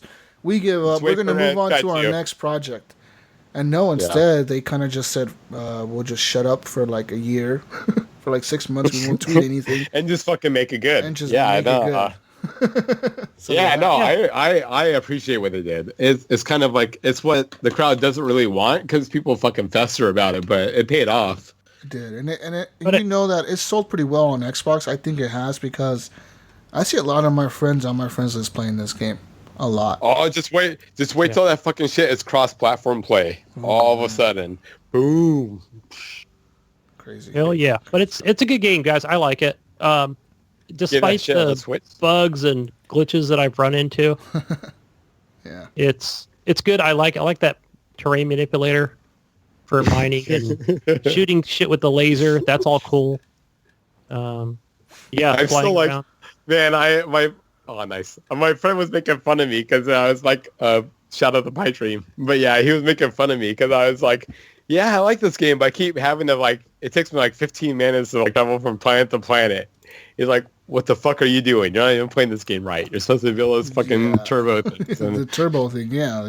But yeah, I've been spending like my time playing. I haven't gotten that shit, and I swear I've been like trying to figure out what to do with one hand for like 20 minutes per game lately. Dude, I've been trying to figure out how to fucking make oxygen filters or something like that for like ever. I haven't done that yet. I haven't made an oxygen filter. All I have to say is my left hand. That's my mission. Maybe you can take That's your mission? Usually when it's your mission, Ryan, it'll tell you like you need this and this and this. Yeah, but I need things that I can't figure out how to make. But I think one of the things was those fucking metallic, those whatever the fuck, chromatic bullshit. You need copper for that, dude. You need a copper, your refiner. You can see them on carbon. the planet. I know. But chromatic metal you can't see on the planet. You have to like. No, you got to make it. No, I meant the copper. You can clearly see when you land. Yeah. I have copper. Now that he knows that, he's probably going to be able to make it and figure it out. But yeah, it's kind of weird how you're right. Sometimes and if you don't pay attention and you forget, or you just weren't paying attention when you first made it, you're not going to know that that's what you need to do. Dude. Oh, right. I couldn't figure out. Actually, I still haven't been able to figure it out. How the fuck do I make a base? Like, it will not let me... Okay, so you have to make it... All your base belong to us. First thing you have to do, Ryan, is make a base computer. Oh, I got to make that thing first. And you have to... Once you set that down, you'll see, like, a thing that pops up. It'll, like, go up in the sky, and it'll, like, scan real quick. And it'll show you a circle. That means you can build your base around, like, as wide as that circle, and nobody else in the universe or in the game ever can land on that planet, on that area, and build a base, like, in that... Or build anywhere in your area. That's like your area now, pretty much. You own that territory. You own that territory. And later on in the game, when you get teleporters, you can set up a teleporter at your base. And you can teleport from like any space station or any other base that you build to that base. That's the thing, though, man. I'm reluctant to build a base because I'm not going to remember where the fuck it is. It tells you in the galaxy map. You need a star map chart. It'll tell you in the galaxy map. It'll be like this. Yeah, but you get so fucking far away. But the thing is, Ryan, later on you can upgrade your warp drive so you can jump multiple galaxies at the same time. You could jump like 3 or 4. I know. I remember I got that far on the PlayStation. So yeah. But I think the computer is something you can't. I noticed that's something I couldn't store back in my inventory, right? Is it the computer or was something else?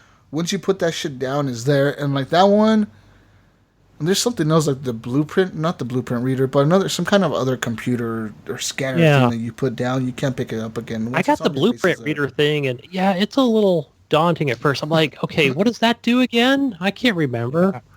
The blueprint reader reads technology that's like when you scan around the map and you see like an artifact underground. And you scan it, we don't fucking talk about No Man's and you take it. No, listen. You take the blueprint out of the ground.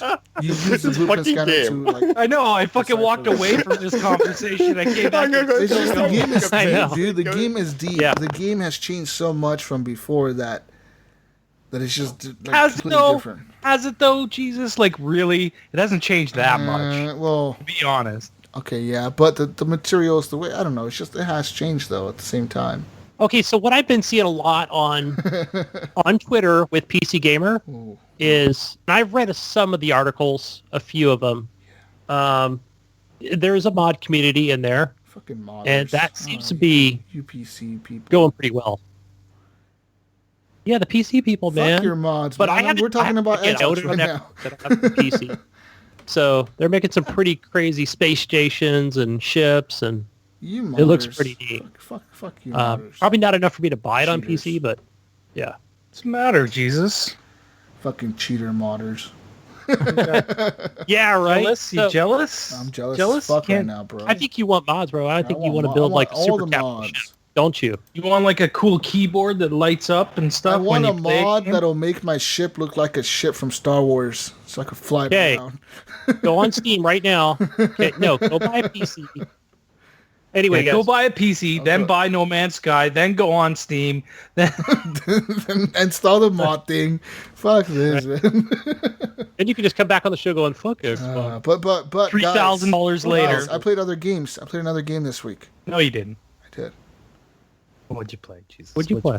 Witcher 3. And guess what happened in Witcher 3? Guess what happened? God. I found Ciri, dude. I found her. Hey, Gunny, I found Ciri, and the Wild Hunt attacked Kaer Did you ask her to play some music for you? Did you say, Siri, play music? So I found her, and she played. I found her, and I took her back to the Witcher castle, and I had all the people show up to the Witcher castle that like accepted to help me, and we fought this crazy ass battle against the Wild Hunt. And yeah. that shit's fun. I'm there. I'm that far now, and the trolls are the best thing about that game. The big ass rock trolls, like Trolly. I'm Trolly. the way Not Reddit trolls, but the way actual they trolls. talk I think I is tried to fucking kill one of those funny. things. I'm Rocky Trolly. out so well. That's how they talk. Trolly, no, like Witchers. Witcher says. is How what do they you call kill them. those damn things? I don't fucking Always know. looking at your closet, Jonathan. I know. Fucking shit. But yeah, so I'm now far in The Witcher, more PUBG, of course. But guys, I've also played a little bit of Bioshock, the collection, the first game right now. I'm saving the little sisters in Rapture. And that's it. I'm done. I love that there's a wine bottle beside you. That's a sucky bottle. Jesus. Hey guys, I played a game on Windows 10. Asphalt. Hey, it's my turn, motherfucker. Oh, sorry. I thought you named all your games that you played. No, I got more. Go. Got more? Damn. Go. Yeah. I have games to talk about. You guys know that I play these games because I stream them. I played a little game called Russian Subway Dogs. What the fuck is Russian Subway Dogs? It's a Fake Steam news. game. It's on Steam, and you're this dog, okay? Or you might be a cat. You can be a cat, too. Okay. You can unlock cats and dogs as you play. But you're in a subway, in a Russian subway, and the subway train pulls up, and some dudes with vodka bottles come out, or some dudes with grocery bags come out. You have to walk Sounds up. amazing. As a dog, you have to walk up behind them and bark, and then the dudes with grocery bags will start throwing food in the air, and you have to, as they're running away from you, and you have to eat the food before the other dogs on the platform eat the food for you. Because if they eat the food, you minus, but if you eat the food, you get more points. So, and then if you bark behind one of the dudes with the vodka in their hand, they'll throw their vodka bottle up in the air, and when it hits the ground, it'll explode, and it'll set all the food on fire. So if there's a dude with a grocery bag near the vodka bottle explosion, all of his food gets set on fire, and he throws it in the air, and it's worth even more. So it's like a multiplier. You're like a It's on terrorist fire. dog. This was like the best game ever. This game sounds Oh my stupid God. as fuck. It's Jesus super Christ. stupid. It's even really, though really Bill Burr- stupid. God, Wait, it's It like, was actually why are we kinda even fun. talking about this right now? Because I got a Nobody warned review about code cats for and it. dogs living together. We know about What if this you're the shit. cat? How much is this game? If you're the cat and you meow, Oh my god. How That's is a it, and, meow gonna and that scare freaks somebody? people out when you meow? Are Russians afraid of dogs and cats? like meow. Like But, yeah. it'd be cool, like if it's a cat, you like do the crazy cat howl. Wouldn't you want to be a lion? Fucking loud and I don't know. shit. Maybe you can unlock a lion later. I don't Or know. you could be a bear. Be the bear, come up and go raw. It'd be nice if, as a cat you can scratch people in the back. And There you go. Scratch Right the by back the of legs. people's legs, That'd be crazy. or they should hiss at you. Yeah, there you go. But, Missing cat. okay. Hack Alright. Russian metro system. All right. I played some Gears of War with I wasn't done Gibbs. yet. Oh, sorry, Gibbs. Go on. Talk about your fucking cat and dog Russian game. Go for What's it. next? You piss on them? That's done. That's done. We're done with the what was it? Russian dog Russian cat and dogs. dog Subway Russians whatever it was. I can play Dog Subways or something. I don't know. Yeah, you could play it, Gunny. It's on your Cool. Steam. As long as I'm not playing Dead Cells, Better not be after Tuesday. because that's the next game Off I'm Steam. gonna be. That's the next game I'm gonna be talking about with the upcoming release on Xbox on Tuesday. I can't wait. I've been Wait, so playing- are they going to be constantly updating that game then, or? I think something like it's that? done. I think it's done now. No. That's what I kind of expected. But when you said like an update, I thought, oh shit, are they like adding levels or? Well, they've been weird. updating it. It's been in early access for a long time, right? So No, they've been- but would that be the first time ever where like, I mean, not ever. The first time I'm aware anyways, where a first person like experience game constantly have like continual updates for talking like, about it. It's not a first person game. well, isn't it? Dead No, Cells? it's a side scrolling. No, not a first person game. Sorry. I meant a first player game. A Single player game? Single player game. Yeah. Not FPS. Yeah, but the thing is, Jonathan, is they keep adding like new weapons and new enemies and bosses and stuff like that. Like it's, they're putting new content in there for you to go after. Like the game is, it's hard. Like it's not easy. You're gonna die. but that's sort of the point, because each time you go through it, you get a little stronger, right? right. So basically, so they're gonna be continually adding content. Is this a game where they like, where the people are talking about future content? I'm not sure. I think once it comes out of early access, it's a finished game. They'll probably still add content to it, but I don't think it'll be as consistent as it has been, right? Because it, like they're on like version like 009 or something like that. Like it's like the 9th version that they've put out. So but the game is so good, and it looks better and better every time you play it. They add more particle effects, and they like, it's just new enemies and new weapons, and it gets fun, man. I really enjoy it a lot. Man. I can't wait for it to be on Xbox because. Yeah, I've been hearing a lot of good about this game. I hope it's one of those games that the team actually keeps up on, because, you know, thinking back in the day, that'd been amazing. Because I know Contra was like me and my brother's favorite game, but say it was back then, and the creators could keep adding content every month. Like, oh, here's a new patch of levels and whatever that you know, that would just be amazing. If they can do that these days, yeah, that seems like the game to do it. Yeah. The cool thing is that like they add like new stuff into the levels where it's like, okay, so now when I first played the game, there was a single path through. Like there was just one way to go, right? And then they added like different ways, but you had to have a certain power, right? You might have to have like wall grab to get to a certain area.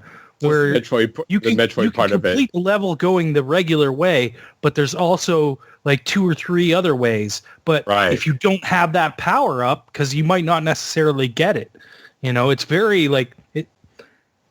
Man, the separate like branching paths are like are really weird. It's like I have a couple of them, but there's other ones that I can't seem to find. And there's a lot of like areas like. You get through the first level pretty simple, and then in the second level, there's these doors that if you don't get there fast enough, you can't get through them. So it might tell you, tell you get to this door and it's red, and you click on it, and it'll say you needed to be here 30 seconds ago to get in this door. No, that's fucking awesome. So I never thought of like continuous update game. Like I always thought of them on like FPSs and shit, where the makers are continuously like upgrading and continuing on what the people need, or like updates on the system. But to do a fucking side scroller and a side scroller a single player side scroller is just amazing. Yeah. That actually that opens up the world in so many ways on the future of gaming. Like that's amazing.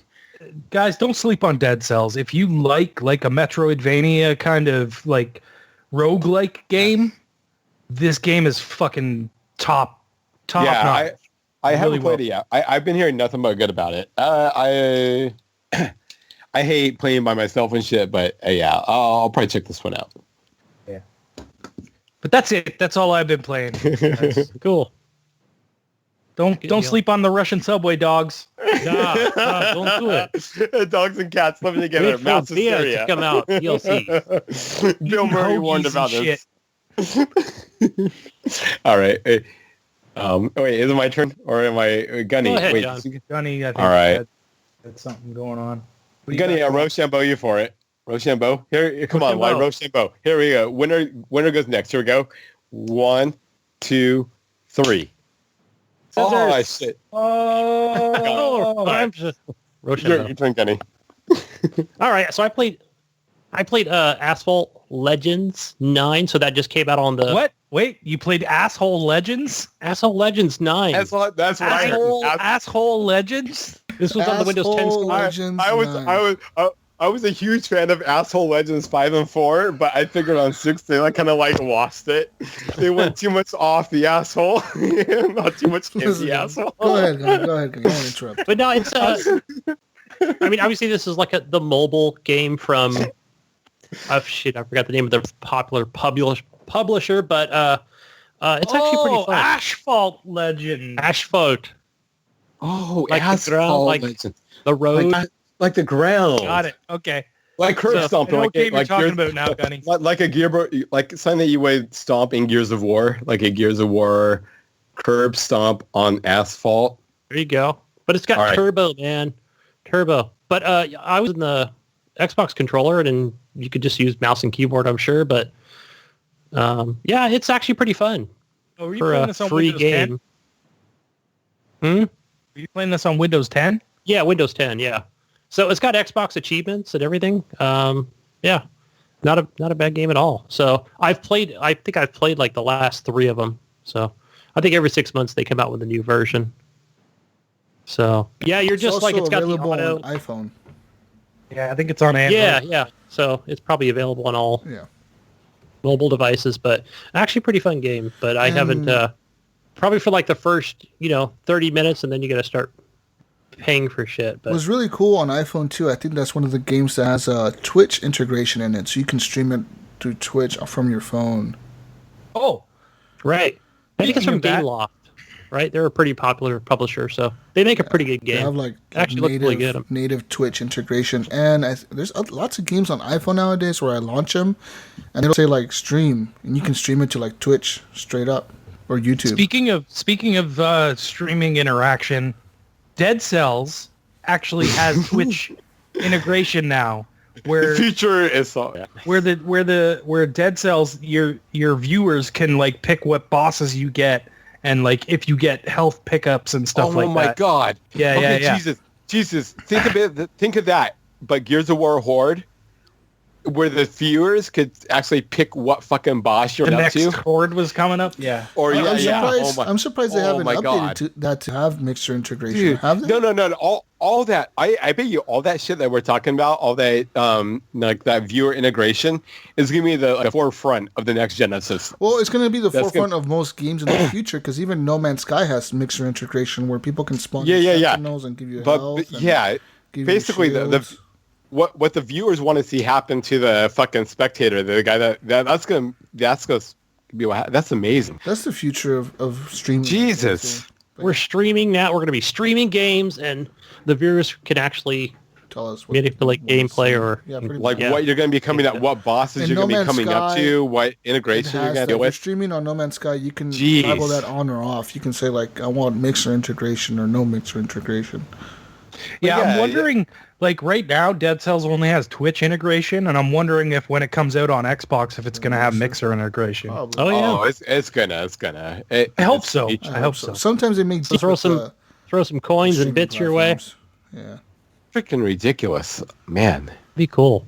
but Anyway, guys, real quickly, I played Counter-Strike Nexon Zombie. It was like a free to play I saw on Steam, and I was like, oh, what's this? Just downloaded it, played it. It's cheap. It looks dated, but it's just looks like something that came out in 2014. but it looks even older than that. Like literally, like some play on the. It looks like something that came out in 2014 that looks older than it came out like in 2014. Well, no, I mean as in now, like it shouldn't look that crappy. So. And it barely did it barely go free to play, or is there a new game? I think it's just like free for the weekend or something like that. Oh, okay. Yeah, like free for like Thursday through Sunday. Oh, free to play game. Free. Not very good. It's not Counter-Strike, I'll tell you that. But there's no controller support. Damn. So it kind of sucks. Ooh. So I just use mouse and keyboard. Meh. PC Master Race. Didn't care for it. I don't recommend it. What did you play, Johnathan?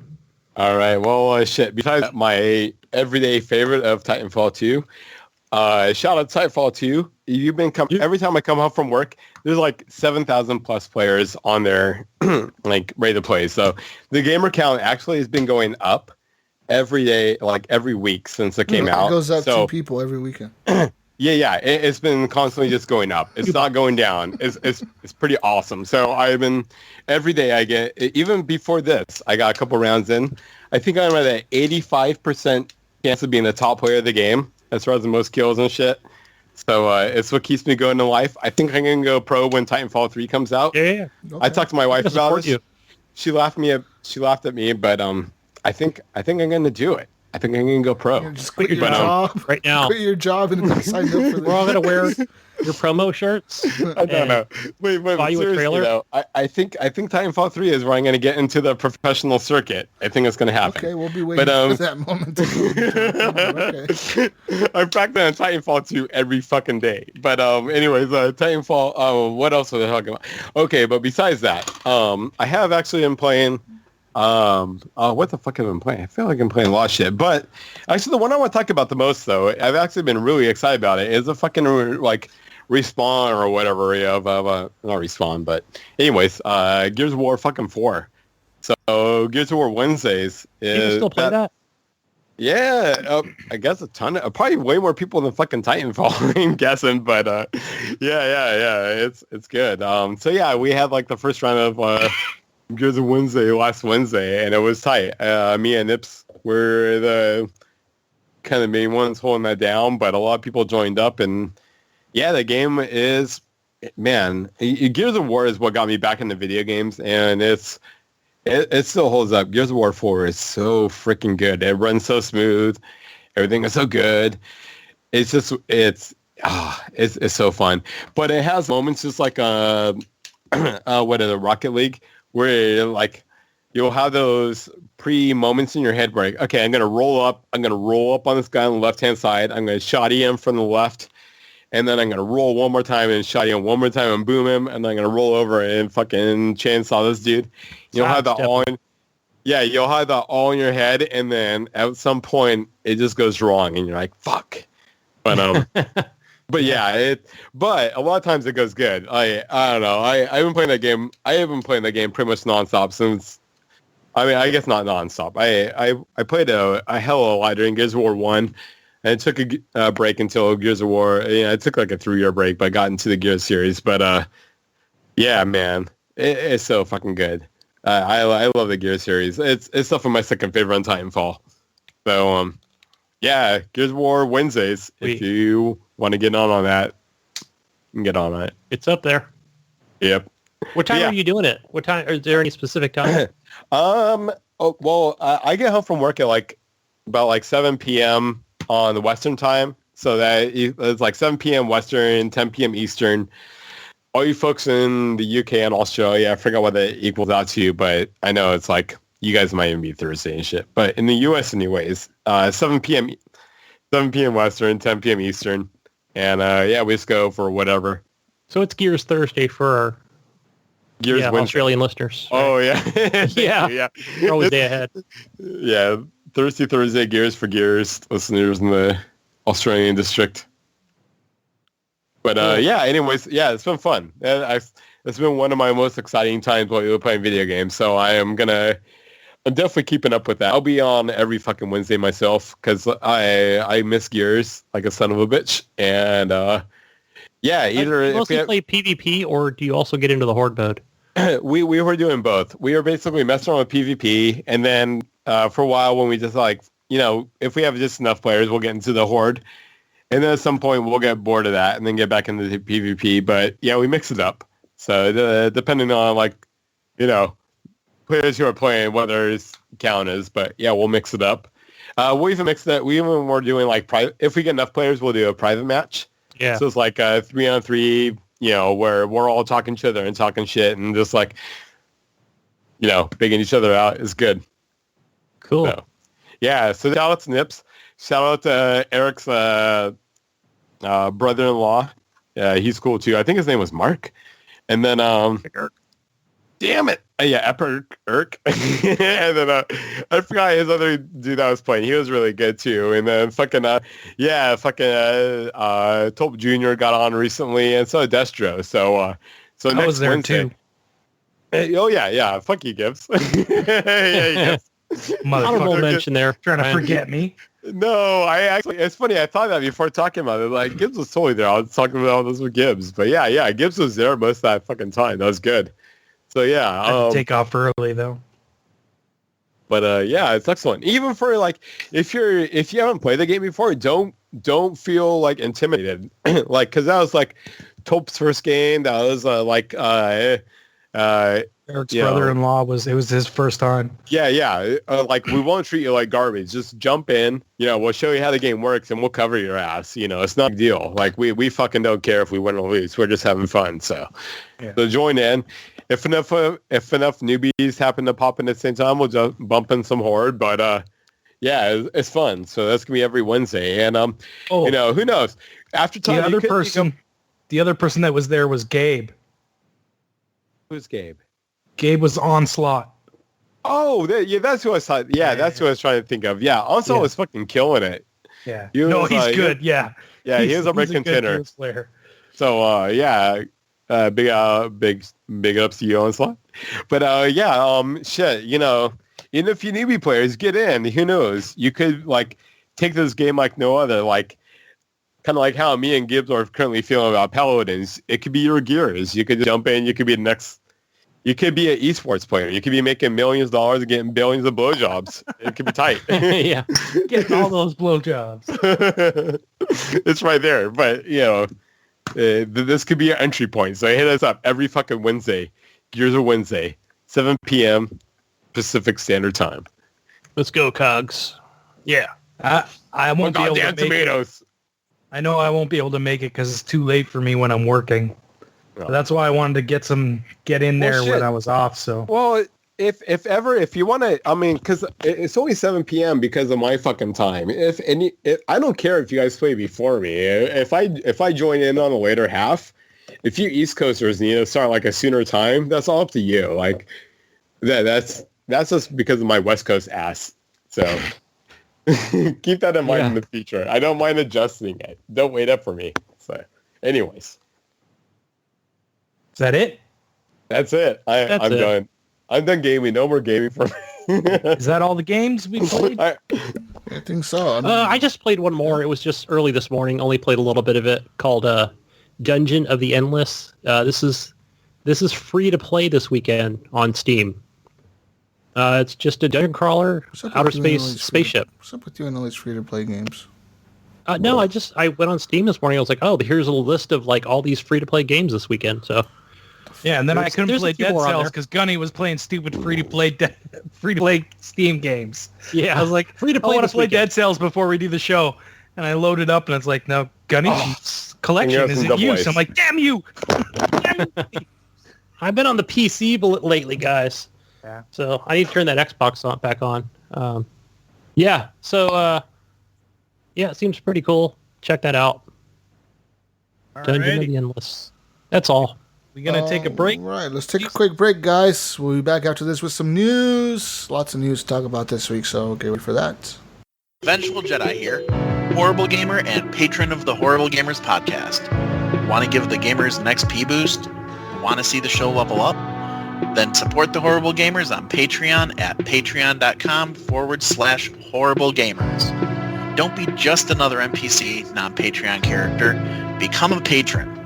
2 gold, 5 gold, 10 gold, 20 gold. It all supports the party. So game on. And we're back from that break. Hopefully you enjoy the music. All that good stuff. Guys, let's get into some news real quick. News time. Got some news for you this week. This week, we're going to start off with maybe some Portal news. Not really, but kind of. Pretty much, Jay Pinkerton, the co-writer of Portal 2, has returned to Valve after leaving the company just last year. Pretty much, Valve saw a number of major developers depart in 2017, including fellow Portal 2 Eric Wolfpaw and Chet Falishek. But pretty much, this guy was one of the writers from Portal 2. He came back. People are thinking maybe Portal 3 will come out. Maybe Left 4 Dead 3. Maybe Team Fortress 3. Ooh. I don't know. Maybe. If Valve can ever figure out how to write the number 3. Yeah, I don't know about that. Don't get your hopes up, guys. I think it's just bullshit. In other news, Microsoft over at Playground Games has continued on a hiring spree and the rumored for the RPG Fable. For months now, rumors have been floating around that Playground was the Fable title at E3 2018. Xbox head Phil Spencer stopped short of confirming that the developer was working on Fable, but instead said that the team was developing a separate project that's an action role-playing game. In order with that game's development, Playground Games is hiring a lot of talented individuals from the gaming industry. A report by GameIndustry.biz said that the studio picked up programmers from BioWare, Motive Studios, Guerrilla Games, Ninja Theory, and Rocksteady Studios. So, there you go, guys. So, pretty much people that made Mass Effect, Enslaved, Odyssey to the West, people who worked on Horizon Zero Dawn, and other games. And it says this comes right after Playgames hired a bunch of developers that worked on Grand Theft Auto 5, and of course, Hellblade: Senua's Sacrifice, and also Metal Gear Solid. So it seems like they're just hiring a bunch of people how to make like big open world games, since all they make over there is racing. Sounds like a great team. I can't wait to play this game. What the fuck are they doing? Yeah. In other news, Mass Effect news. Pretty much ever since Mass Effect launch, the future of the franchise has been in peril, guys. The game was panned by critics and consumers alike for its numerous bugs and other performance issues. Even EA refused to comment on when we would see another game in the franchise. It says all future Mass Effect Andromeda expansions were eventually cancelled, and developer BioWare Montreal was disbanded actually over how bad the game was. You know what this game needs as a non-Mass Effect player that knows of the franchise, what they need is a short mini series to kind of catch players up, like that's like a Netflix or a Hulu original or some shit like that, just to kind of like a mini series. It's like catch people up, know what's going on and what they expect in the future, and release another game. It's kind of what I would that would actually make me happy. Because that's the only way I can see getting into it myself. In a Midsummer Update post on BioWare's blog, General Manager Casey Hudson said, "We hear loud and clear the interest of BioWare doing more Dragon Age and Mass Effect, so rest assured that we have some teams hidden away working on some secret stuff that I think you'll really like. We're just not ready to talk about any of it for a little while." So Netflix project. Hopefully they're working on a new Mass Effect. I mean, a new Dragon Age would be cool. They're gonna make Dragon Effect. Bring it together and merge the universe of Dragon Age and Mass Effect.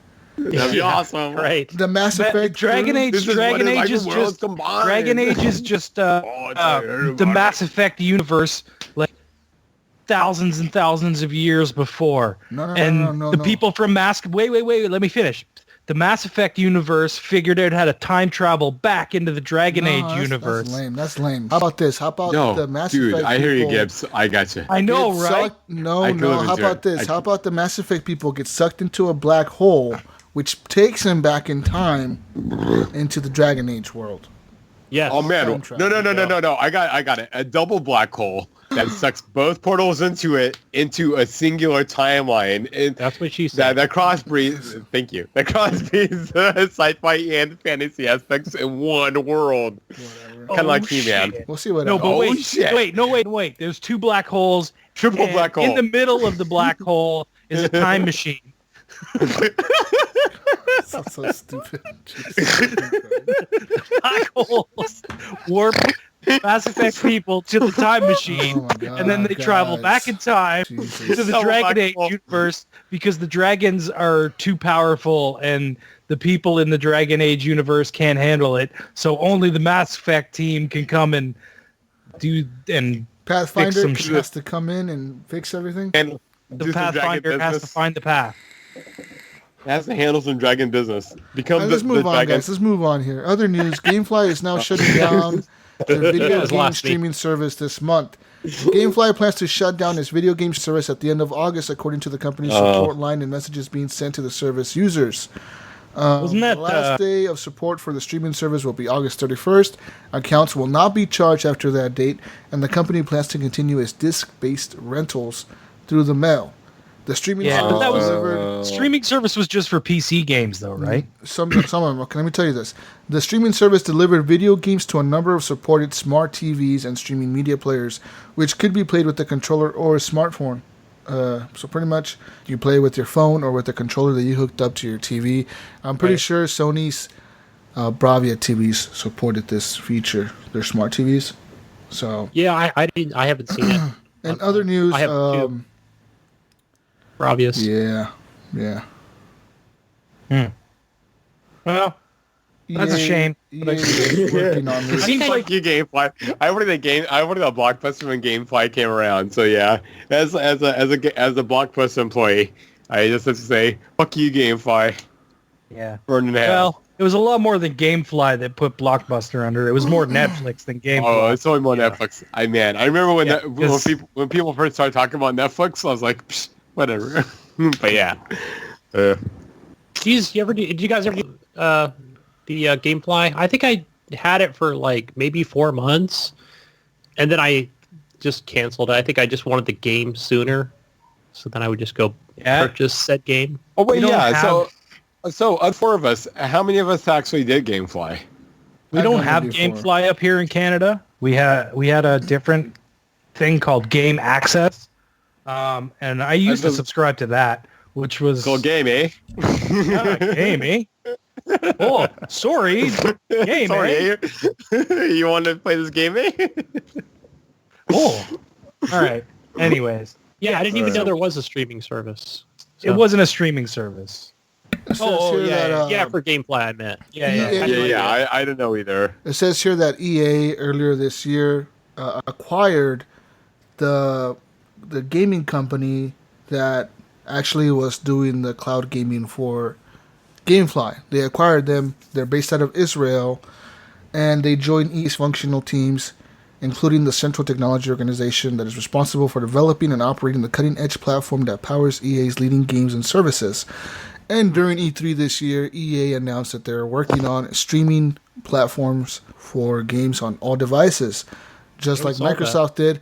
Apparently, that's why EA acquired this team, and now the support is ending for GameFly, even though EA says we had nothing to do with that. Like, we didn't tell them to stop supporting GameFly, but we own them now. I'm sure if they took the team away, then it's like, if something goes wrong, there's no one there to fucking fix it, right? Yeah, and they need it, and I'm pretty sure they need the full team to be working full time on this new EA streaming service that they're obviously trying to launch here pretty soon. Reach for comment. EA spokesperson said, "We acquired the team in Israel and the technology they've developed. We did not acquire the GameFly streaming service. We have not been involved in any decision around the service." GameFly, of course, is a company that started in 2002, and they expanded in 2009 by buying Shack News and Moby Games in 2011. So they're still strong. They say they're still doing good in business. Who knows how the future looks for them now? Because I was, when they announced the streaming service, that they were going to lean heavily into that. I just wonder if not a lot of people subscribe to it because they don't have the TVs that support it or the devices that support that. Because I was expecting them to announce some kind of platform exclusivity. Like even if they said like, hey, we're gonna be on PlayStation or on Nintendo or on Xbox, you can stream having our like a game streaming rental service to on a console would be big on the for console them, right? would be But fucking awesome.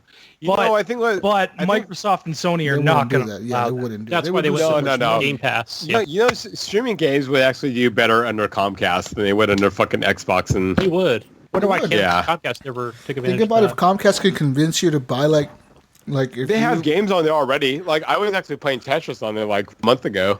I was No, telling but my wife, imagine like, if like Comcast can develop a controller, and then they could say, if you buy our cable service, you get also this streaming stuff for free. Yes. Like, yeah, it's a the thing. access to where do you get access to the Xbox Game Pass and PlayStation No, Network? they wouldn't. PlayStation. They wouldn't Yeah, do Game PS Pass, but they would do like GameFly. Yeah. Get GameFly games on your Xfinity device, on your cable box.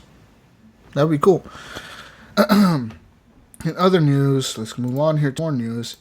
Tesla, Elon Musk, the owner and founder of Tesla Cars, has said that Tesla is going to be hiring game developers.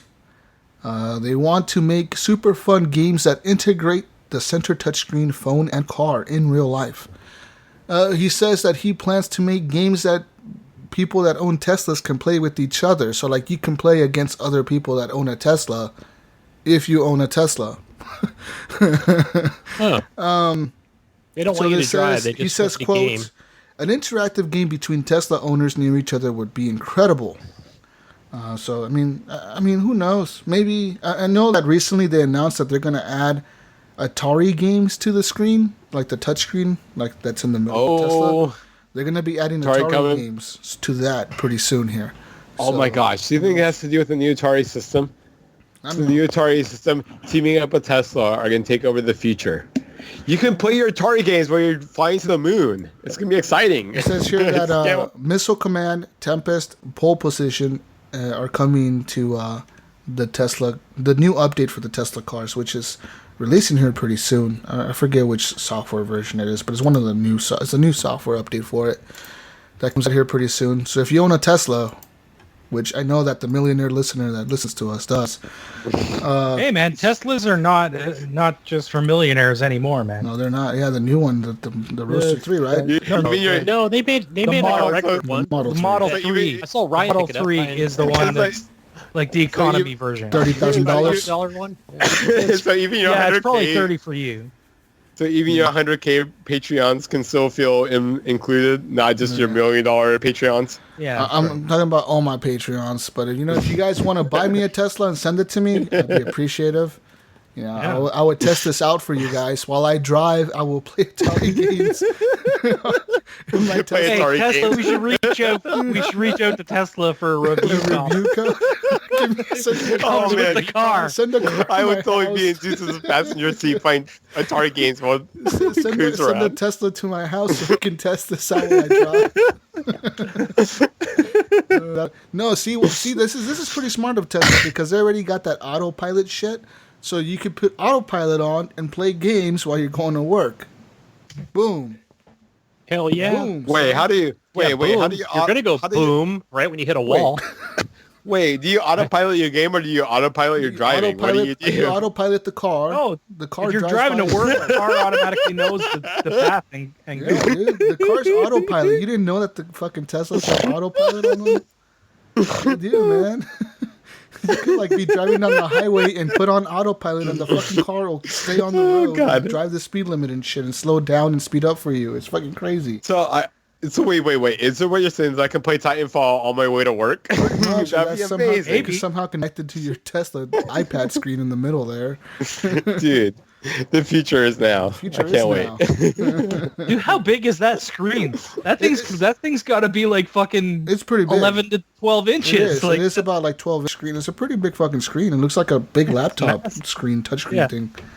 Oh man, wait till AR comes around and your whole Windows screen on your car windshield is a screen.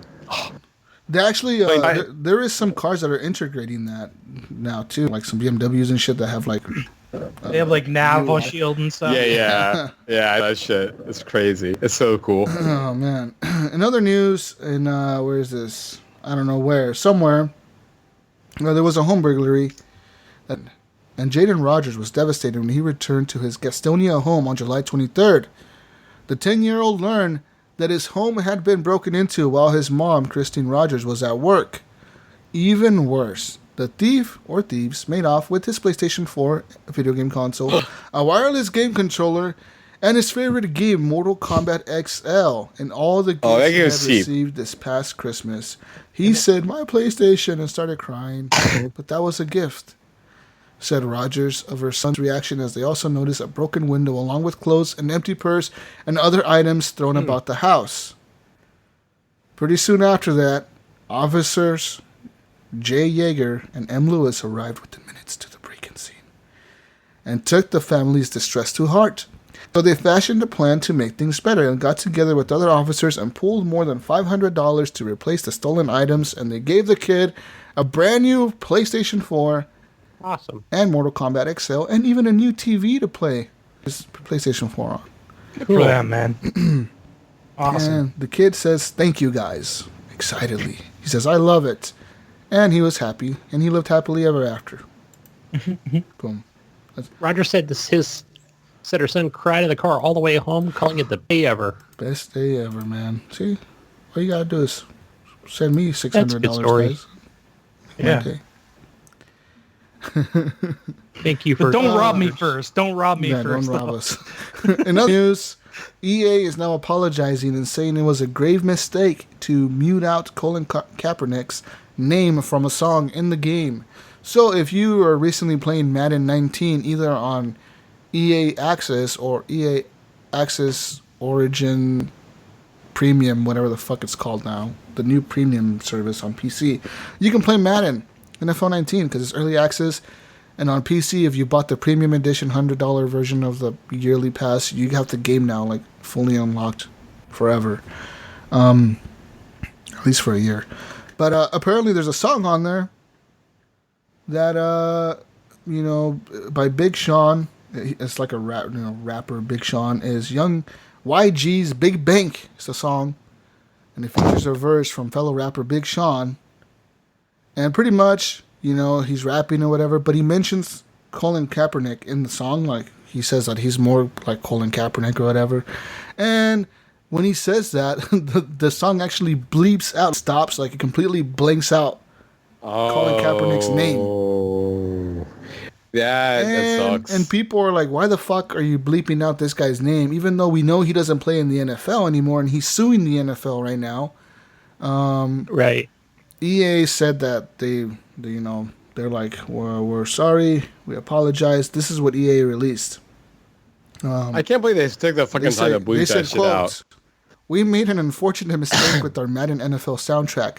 Members of our team misunderstood the fact that while we don't have rights to include Colin Kaepernick in the game, this doesn't affect soundtracks. We messed up and the edit should never have happened. We will make it right with an update to Madden NFL 19 on August 6th that will include the reference again. We meant no disrespect and we apologize to Colin, to YG, and to Big Sean, to the NFL, to all their fans and our players for the mistake." So do you think EA did it? I mean, I think they did it. I think they did I it. think I think the NFL told them to do it. What they're saying, but what they're saying is that, we just, one of our team members screwed up. They're like throwing the blame at somebody. You know what I mean? Like, this here, nobody approved it. Yeah, I think what happened was the NFL told them you cannot mention Colin Kaepernick. That fucker's suing us. We pay you to make this game. And fuck you. And then I think what happened is they didn't realize that it didn't matter. Like, it's they can the song can mention it, but they can't. Right? Like in the game, bring it up in the commentary in the game, but the song, it doesn't matter. And there was what I'm getting from what they're saying is there was a miscommunication and they thought they had to take that out where they didn't. Right. So whatever. Yeah. So pretty EA much makes another mistake. It's like, can they stop making mistakes already? Like, please. Remember when EA was starting to come back and be a half-decent company again? They don't give a shit. It says... We care about money, guys, that's it. And then everything just blew up on them. Guys, it even says here this isn't the first time his name was scrubbed from the video game series. Yeah. Oh, man. Pro Football Series reports the Kaepernick name was also omitted from Mike Will Made It song, Bars of Soap, in last year's edition. So nobody noticed it last year, but people noticed it this year, I guess. I guess so. Trend. Come on, NFL. In other news, Fortnite parents are now hiring tutors to make their kids better games so they can become professional esports athletes. Oh, it's amazing. Go, Johnathan. So like, Here's your chance. okay, so last week when I was on my way to work, What are you doing? Move your camera, man. We're looking at your chest. my chest is awesome. So anyways, I don't know what happened to my camera. It's so hot. I know. Sorry, guys. Okay, so last week on the way to work, so me and my wife, we carpool to work. Like, we drive together, and on the radio, all of a sudden it came out about like video game trends going on, and they were talking about some stupid shit, and I was like, why are they talking about Fortnite or the fact that people are paying their kids to pay for to learn Fortnite, and then. I don't know why my camera zoomed up so much. It's not me. It's the Connect. Let's do it. Just keep talking. but anyways, yeah. So then I walk into work and my coworkers are listening to it. So yeah, they're talking about actually that whole topic comes up, and it's amazing how Fortnite has become in the public conversation these days. The fact that parents are teaching their kids parents are paying tutors to teach their kids how to play Fortnite, how Fortnite is if you get good at it, you can actually get a scholarship at school with it. All this fucking shit. It's crazy. It's awesome. I would never have seen it 2 years ago. I mean, I guess I knew about it 2 years ago, but see it coming to fruition is fucking awesome. Yeah, it's pretty crazy. But so Gibbs, the question is, so when are you going to start teaching? When are you going to hire a person to teach your kid how to play video games? Not for a long time.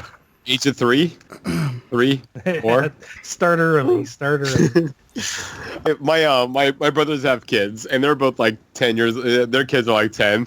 I was man, if I ever got a kid, I would just induce them to video games ASAP. And the main point would just be. My main driving goal was so my kid could beat my brother's kids in video games, as soon as fucking possible. But, yeah. That's why I don't have kids, because it'd be bad. And some more news, girls will now get a video game camp designed for them. At the headquarters of PlayStation in Santa Clara, California, it'll be transforming into a camp this summer that opens its door to girls interested in gaming.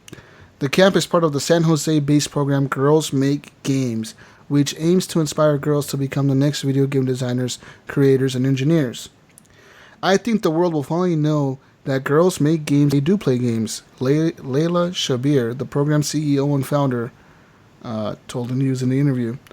So pretty much, yeah, it's a camp for girls to play games, and they learn how to kind of make games and play them. So if you're in Santa Clara, California, near the PlayStation headquarters, yes, I am. Go there. Go, Gunny. Gunny. I'm going. You're not a girl, but I guess you can show up. You gotta dress up. You gotta dress like a girl. I can do that. Identify as a girl. You just identify as a girl. You just tell them, I identify as a girl. Right. Tell me what I can am. keep the mustache. You tell them, you cannot tell me I'm not a girl. I identify as a girl. That's what I identify as. Oh, man. That'd be awesome. How dare you? Gunny will be the first 45-year-old female Gunny, female gamer to graduate. In other news, pretty much this ex-NFL star Chad Johnson accepted a challenge. Pretty much this kid challenged him to play a game against them, I guess. Some kind of Madden game or something against them or whatever. He said he could beat him. And Chad Johnson showed up to the kid's house and said, all right, let's play. And they played, and I don't know who won because it doesn't say on this article. It's kind of stupidly written. So I'm not going to read that article anymore. In other news, this is a stupid article as well. I'm not going to read that. In other news, these articles, I open them and they're stupidly have no detail. Yeah, it's a bunch of pictures with very fucking little videos text. and shit. God, news machine, stop sending those. Rebellion boss teases Judge Dredd video game. So pretty much Rebellion Development teases an update on that rumored Judge Dredd video game based on the popular 2000 AD character Judge Dredd. That's cool. Judge Dredd. I guess Judge Dredd video game, like, I guess. I have some old Judge Dredd comics. I could show my hipster collection. Yeah. No, thank you. No, thank you. It's all right. We're good. All right. You have the movies? Fuck that. What else we Fucking. got? Hold on. Fucking Sylvester Stallone playing fucking Judge Dredd. Fucking I shit. am the law. And I other am news, law. guys, I got news about Nice. Fortnite for you. I got Fortnite news. So Fortnite is coming out on the Android store. Finally? Kind of. shit. Kind Now of. it's time I Kind can of. download. Epic Oh, here we Games go. has decided to post a post saying they will not be releasing on the Google Play Store because Google Play charges them 30% off, Right. off of their 30%. sales. So they Yeah. said that is too high. So does Apple. They said we're not going to release on that because they say that the Google Play Store charges too much. They're not very well protected, and that iOS is much more protected and it's better and is more curated. And they're not going to release it on the Google Play. Instead, if you own an Android device, you have to download it directly. Download the APK. Download it directly from Epic to be able to play it on your Android devices. They say they object to paying Google's fees, and therefore they're not going to do it. Oh, Lord. Oh, Lord. Yeah. That's You weird. do. I mean, I know that that's just a regular percentage. Like that's what Apple. Right. But I would So, think I mean, maybe they're like- just playing off their success, right? Like bring it down to 20 and we'll Fortnite is gonna sell like gangbusters. Like I don't. yeah, and then there's that point there, right? Like 30%, we'll take 60% of all that cash flying in. I don't know. That just seems weird. Yeah, it's kind of So weird. is there a right? link to download it? Or you They just go to- say later on when the game releases, well, they say it's going to be in the summer or later this summer, so maybe or This is August. the fucking summer. They say that they're going to release it, but Christ. directly from their website, from Epic's website, for like specifically for that game download.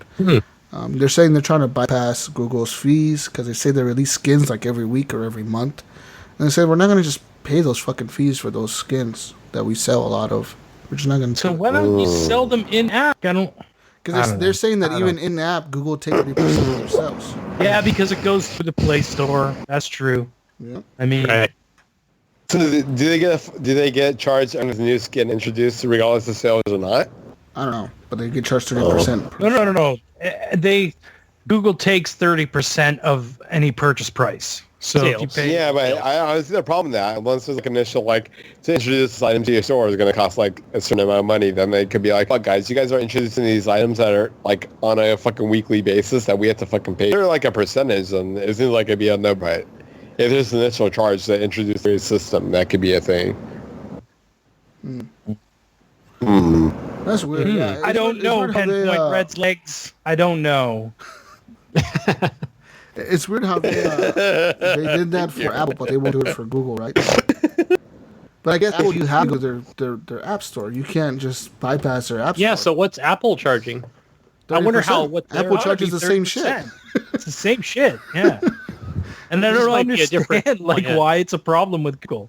Like they said something about their protection, but You can Google it.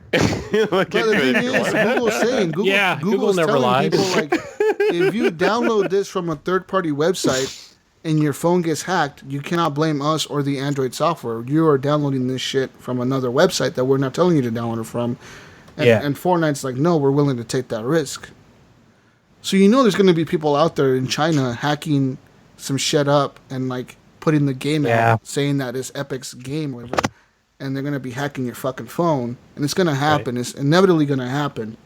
And yeah, Epic because is you're gonna- basically gonna have to download, Yeah. do what you did for fucking when you got PUBG when it was in China. and people are gonna be hacked, and Epic is gonna pay the price. I think for that, they're gonna be fucked. Oh man, did you guys watch the last? Did you guys watch the last season of Silicon Valley? That shit happened Yes. in China. It was so good, and China was so involved with it. It was. Oh man, my favorite show. Newly, New new Pied yeah, Piper. the new when he made all the new stuff.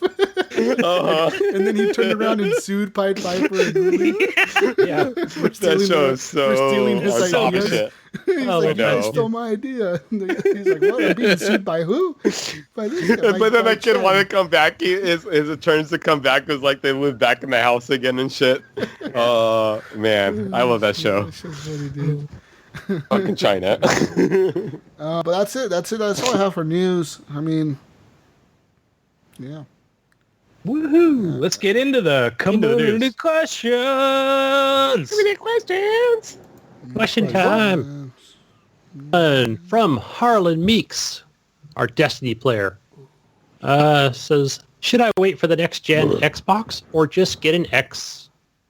I have a day one Xbox or close to it anyway right now. So should get an Xbox.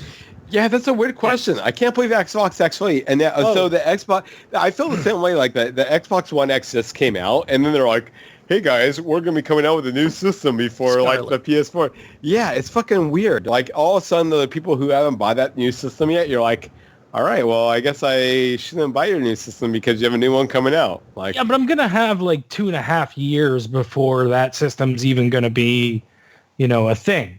So I figure I'm going to run this one until I start smoking, and then I'll buy a new one, basically. Yeah, I mean, it depends, Harlan. I mean, if you are satisfied with your day one Xbox, then keep playing it, man. Like, if you have a 4K TV and you want to get that extra out of your Xbox, then buy an X. And then, you see what happens when the new one comes out. Maybe you wait on that one, too. I don't know, I already have an X, so it's like... Yeah, I see just what Ryan said. Yeah, yeah. If you're happy with the day one, keep it. I'm in the odd spot because I have a 4K TV, but I have two non-gen 4K systems, so I'm just waiting for like the update. Yeah, I'm just kind of waiting for that shit to happen. But yeah. Yeah, but you could trade both of those in and get one of the better. Fuck that. I'm just keep both my fucking systems. So yeah. Yeah, because basically you'd just be upgrading for... Hey, what? I said once one of them catches on fire, then I'll replace one, maybe both of them. We'll see what happens.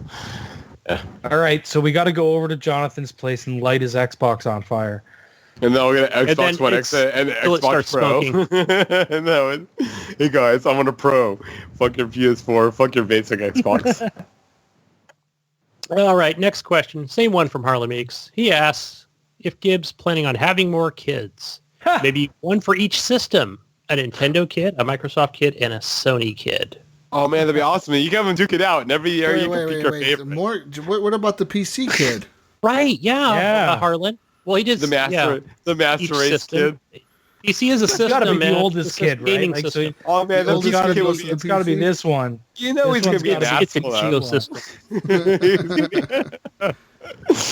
Every E3 you can invite him to duke it out in a wrestling match. It'd be gold. Yeah, I'm not planning on having any more kids, so you guys can keep dreaming on that. We were going to have the podcast kids. Yeah. The new show. Each of us has to have kids. Hey Gibbs, so if this were to happen, what would be your first kid? Would it be the Xbox kid, the PC kid, the PC4 kid, or the Twitch kid? I think that it would be the Xbox kid because I'm an Xbox guy. Yeah. Okay, cool. But I could see them being like Xbox at first, and then as they get older, being more PC. PC friendly. That is my PC friendly. He never turns the Xbox on. I never turn it on. I have the 360 HDMI in there now. Ooh, the day one Xbox just sits there. So if anybody wants one, let me know. You got an Xbox? Well, it's been sitting there for... I just turned it on maybe once a month. Oh, here we go. Who's going to win an Xbox? All right, listeners. That person to respond gets free ready. Xbox. Next month's giveaway is Gunny's Xbox. You know what? Here's what happens, guys. What's happening? He'll see me playing on my X, and he'll be like, hey, what's that game? That looks cool. Whatever, the newest one, or, if I'm playing something on Game Pass or... and he'll come in and go, that looks pretty cool. And I'd be like, yeah, you got an Xbox in there, bro. Okay, go. And yeah, I call him bro. And then he'll be like, is it on Steam? And I'll be like, yeah, it's on Steam. Okay, let me go back to my PC. I can download it. All right, next question. Same one. Oh, he wants to know, was this a good deal? And if anybody can describe that picture, let me just pull it up here real quick. Harley Meeks. He bought a shirt, Solstice of Heroes, Moments of Triumph t-shirt. What is that?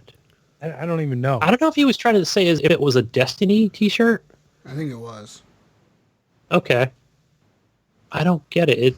I don't know why would you wear that. You got a discount of like $77 million or something like that? Yeah, $777,000. That was it. He brought it down to $34.35. Who the fuck would pay $777,000 for I a think. t-shirt? No. I think Brian told Junior was going to buy it with $1 million that you owe him, but I think he passed up on that. Yeah, it's just a white shirt with like a snowflake in the middle. I would not be caught dead wearing this, Dylan. What? Snowflakes aren't popular in Southern California? Is that what you're saying? Well, it's popular here, but he doesn't live here. He's not in snowflake country. That's so big. Jonathan's dying. Breathe, Jonathan, breathe. Jonathan, breathe. I think he's like in Indiana or something. Breathe, Jonathan. Idaho. Oh my God. He's in corn country. Count to 10 on them. Wait, where do they have 10, tornadoes? 9, 7, 8, 6, Breathe. 5, 4, Through 2. your nose, out through your mouth. All right, so fake country. So fake country. So I'm going to say, even for 35, Merlin, no. 35 is a lot for a t-shirt. That's a lot for a fucking t-shirt, man. Holy fuck. You made 35. I mean, I know you saved $777,000. Only Brian Jr. has money like that. After his fucking horrible gamers suit. Told you we have millionaire listeners, guys. What the fuck? People buying $777,000 t-shirts. He almost paid full price until he found the discount. Yeah, he would have paid the $777,000 had he not found the discount. Oh, yeah, let me just add this apply to. Do you use honey to get that discount code? My ACB discount. He's going to buy us all next-gen Xboxes. 2020. Thank you, Harlan. What's the next question, Connie? Next one. John Jerome. What's up, brother? One of my friends will drive 200 miles to get his favorite Italian beef sandwich. Is there any food that you would drive more than 50 miles to get? Oh my God. Okay, so on this note, I actually made a recent trip down to Southern Oregon to go visit my mom.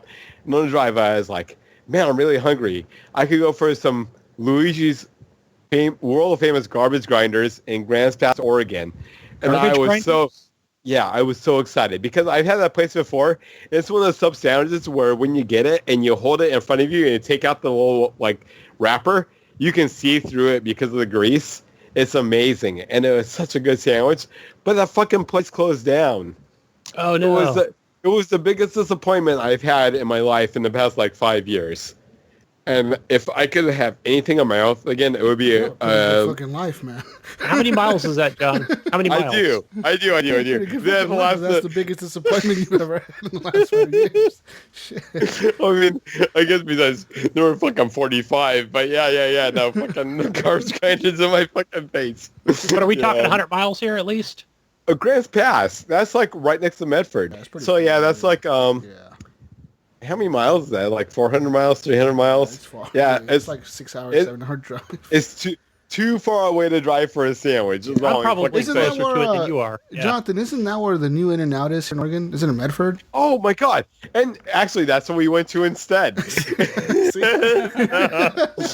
awesome. They have one In-N-Out in Oregon, and they put it in fucking Medford. What the fuck are they thinking? They should have put this shit in Portland. Yeah. There's two of them in Oregon now. There's one of them in Medford and one of them in Grants Pass. And yeah, because of the one being close to Grants Pass, we're like, what else is there? And oh shit, they opened up an In-N-Out. So we went there. They're moving their way north, right? Yeah. No, it was great. My wife looked up the whole extended menu. So we ordered some pretty cool stuff and secret shit. Give them secret codes. I could go for I could totally go for some In-N-Out right now. I feel it. The road trip, Jonathan. Let's go. All right, guys, I have to end this episode. I have to run away. I'll meet you there. It was really fucking good. I have to say, it was tasty. But the garbage grinder though would have been better though. That shit was fucking greasy. It was pepperoni and god damn, it was so good. It was so good. I can't think of any place that I would drive really far. I know the wife's asked me before, like, hey, we should go to Fairfield, which is that's probably at least maybe 50 miles from me, and Red Robin. Do you have any Leatherbees down there? Any what? Leatherbees? Leatherbees? No, we have Applebee's. Leatherbees was like an ice cream joint that kind of like took over like North California and kind of moved on to Southern Oregon, but it was like extreme ice creaming. It was everything was Extreme ice cream. No, we have a Cold Stone and a Baskin Robbins. Oh man, yeah, I don't know. Leatherbees is tight, but maybe it's too soon for its time. It was too extreme for its time. Yeah, it was. Yeah, but I would say yeah, probably to go to Red Robin's. We have gone there on occasion, but it is in the mall. But mainly we would go there, so that would be the place. But probably 40, 50 miles. Hey. So I almost qualify for this question. Yeah. But now we have like Five Guys and Habit, so there's no need. It's just right here in town. Yeah, but did they have good ice cream? No. I was talking about hamburgers. Oh, okay. Cool. Yeah. I know I got stuck on ice cream, but hamburgers are good too. I could go for Red Robin for the burgers again. God damn, I'm fucking hungry. I know, man. I got a Subway sandwich. Should be here any minute. Any place for you, Jesus, that you would drive far for any foods or not necessarily. I don't think. Nah, man. I don't fucking drive far for food. Why would I do that? That's just dumb. It's just dumb. The only place I can think of, and it's not really that far from me, it's like downtown Toronto. There's this place called, Jesus, what the heck is it called? It's a Brazilian steakhouse. I've been to one of those. Copacabana. For all your Brazilian listeners out there. Copacabana. And it's like you go in and they'll like have Brazilian dancers and a little show, and then they all fucking show up. The servers show up with big fucking hunks of meat on a stick, and they just shave it off onto your plate. So oh my gosh. Good. Oh, so good. I just got hungrier. I didn't think I could get hungrier. And it's like steak stuffed with cheese, and they come. Oh my god! Plate and they're like, "Yeah, you want some steak stuffed with cheese?" And I'm like, "Fuck yeah, I want some steak." no, thank you. Slice that shit off. Fuck no, I don't want no steak stuffed with cheese. How dare you? They have like. How dare you?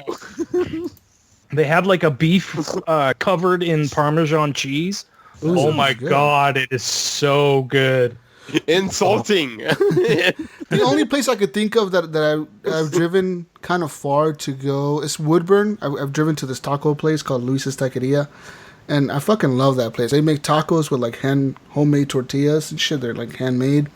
Yeah. And that place is just fucking bomb, dude. It's like in the middle of the ghetto. It's literally where you go to get like fake, you go there to get fake social security cards and shit. It's like in the middle of the ghetto, dude. But it's like such a good taco place. It's fucking badass. Like almost every time like a president of the United States comes here, they go to that taco place in the ghetto. They go to the ghetto? Oh yeah. That's how popular that place is, dude. Like Obama went there when he came to Oregon, and other presidents have been there when they came to Oregon. It's been open for like 20 years now, and it's just like a little fucking restaurant, like a Mexican place. And there's actually like a bread bakery. Those are the best ones. I go to them on Sundays. Hey Gunny, have you been to a Jim Boy's Tacos? I know they were like small, but they were my favorite as a kid. Like every time if I visited Sacramento, I try to hit there. You know, I thought you lived in San Jose because I want to say that's where I. No. I was born in San Jose and I grew in Sacramento. You know, I've seen them here in California. It could have been. The Jim Boy's is crazy. It's like kind of like that El Mariachi in Oregon. Basically, it's like a pseudo. You know, it's like halfway between Taco Bell and a fine eatery. Right. I want to say it in Utah too. But yeah, they're good. They have like really salty tacos, but they're just amazing. I love Jim Boy's. Oh man, I could go for some Gym Boys so bad right now. Oh, absolutely. Man, enough food talk, guys. You're making me hungry. I know, I'm John so Whitcomb hungry. also has another question. He wants to know, do we have any real world plans on how you would survive a zombie apocalypse? I would take over a Gym Boys tacos. And then I would just... Yeah. I've- Feed I've- himself tacos, I've right? come to That the shit to realization death. that, like, if a real zombie apocalypse was to happen in the world, the military would be on that shit so fucking fast. They would contain it so quick. It would not even get, like, nearly But as Jesus. bad as the movies make it out to be. Okay, so It would never be that so I've been to Oregon. Would you meet with me in a bowling alley? Could we take this shit over and just take over a bowling alley? Maybe Just like take bad. over You a just whole... want to go Yeah. loot shit. You're just like all the other Portlanders What? that run around and protest and want to break shit. I'm And telling you, the throw us a military cop? would have that shit Anarchy. contained so fast. But Jesus, wait, if it wait, went wait. crazy. But Jesus, what if the zombie apocalypse started with the military They're the zombies. They have and there was guns. no military left to Oh, save shit. us? Oh man. Okay. Well, then we're fucked. Then we're really Gym fucked. Boys Then I tacos, here we die. go. I personally I got a would take Jack in the over a Box. goddamn Costco. Me too. Costco. Costco? Yeah, Costco I think it's a Costco bit... would be good It- because they got lots of canned it would food be. and shit. You know, They got, shit that'll they last got forever. everything. Or a Walmart. Everything.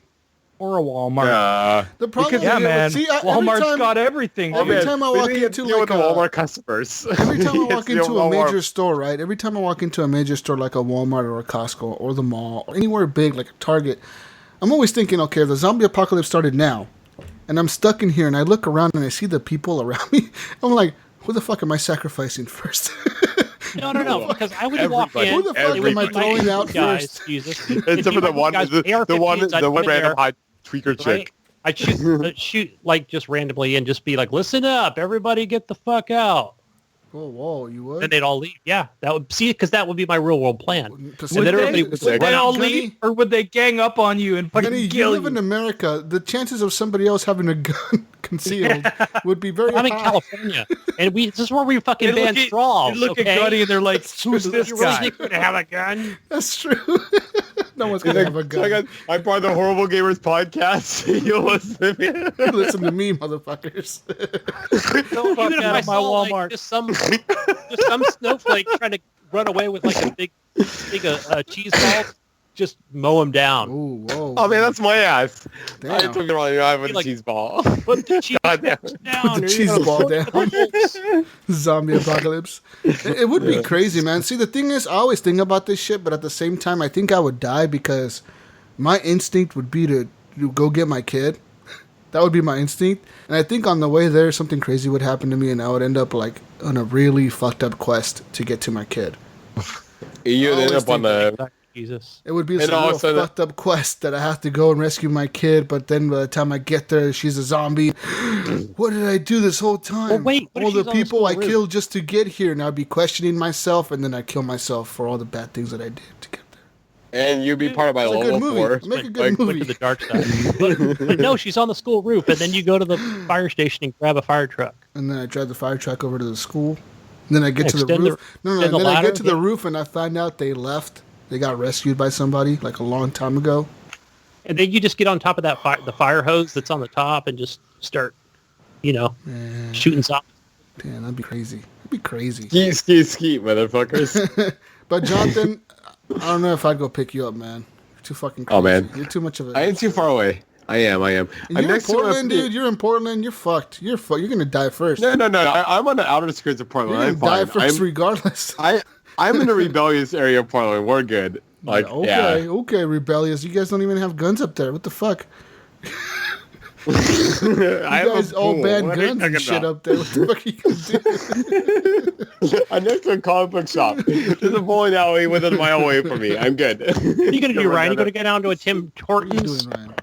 No, man, I Just told go, you. sorry, I'm going ain't to every Walmart. zombie He's that gonna- tries to he's take gonna you. Taking that make shit a- over. Huh? He's gonna make a Taking bowl over of the poutine closest and Walmart, and I'm just stacking food See, and weapons. Ryan, and the problem is you're gonna run into the Walmart gang, which is all the employees that were working the okay. shift that day. That's okay, They're man. all Where gonna I fucking live, gang up on I you can with their outsmart rifle. all of those Dude, fucking. they have gonna- rifles and shotguns and shit in there. They're gonna fucking fuck you up. make You're gonna a wall smuggle of the female Canadians. a female and walk. It's good. Let's just walk in and be like, sorry, get out. Oh, sorry, you know my space, We're not going to be carrying sticks, okay? We have mooses out here, We can ram the door. Zombie apocalypse would be crazy, guys. I would still podcast if there was a zombie apocalypse. Would figure out a way. I definitely play Titanfall 2 while zombie apocalypse is going on. HGP apocalypse in. Hell yeah, we'd be podcasting. Right, What's up, motherfuckers? We're barricaded in our houses. We're coming to you live. We're playing on offline Xboxes and Ataris and. How are we going to upload this show? We don't know, but we'll figure it out. Well, we got satellite. That's we right. can do it. Satellite internet will still be up. Cell phones might work for a bit. See, we got our military vehicles parked in here. We're using their data communications I to play a lot of upload. State of Decay too, man. I know how to survive. All right, you kill the people that get sick. Yes. No mercy. You don't take people in. You have enough people that you can feed, and that's it. Who would you exile for the group? All the sick people. All the sick people. You're all gone. Dead. Later.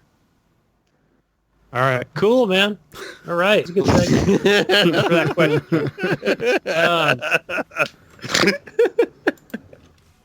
Brian Tulp Jr., he's got a question. He wants to know, what Smurf are you? What Smurf? Shit. I'm Papa Smurf. This question will have you laughing so hard. Don't know the Smurfs well enough to know what Smurf I am.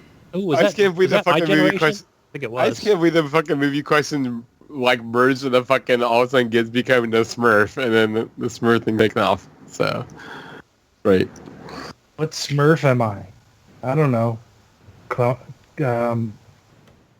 Dozy Smurf? I don't know. I don't even remember the Let me tell you the names, guys. Let me tell you the names of the Smurfs. I'm going to be Druggy Smurf. Listen. There's Brainy, Greedy, Vanity, Lazy, Clumsy, Hefty, Jokey, Dreamy, Grouchy.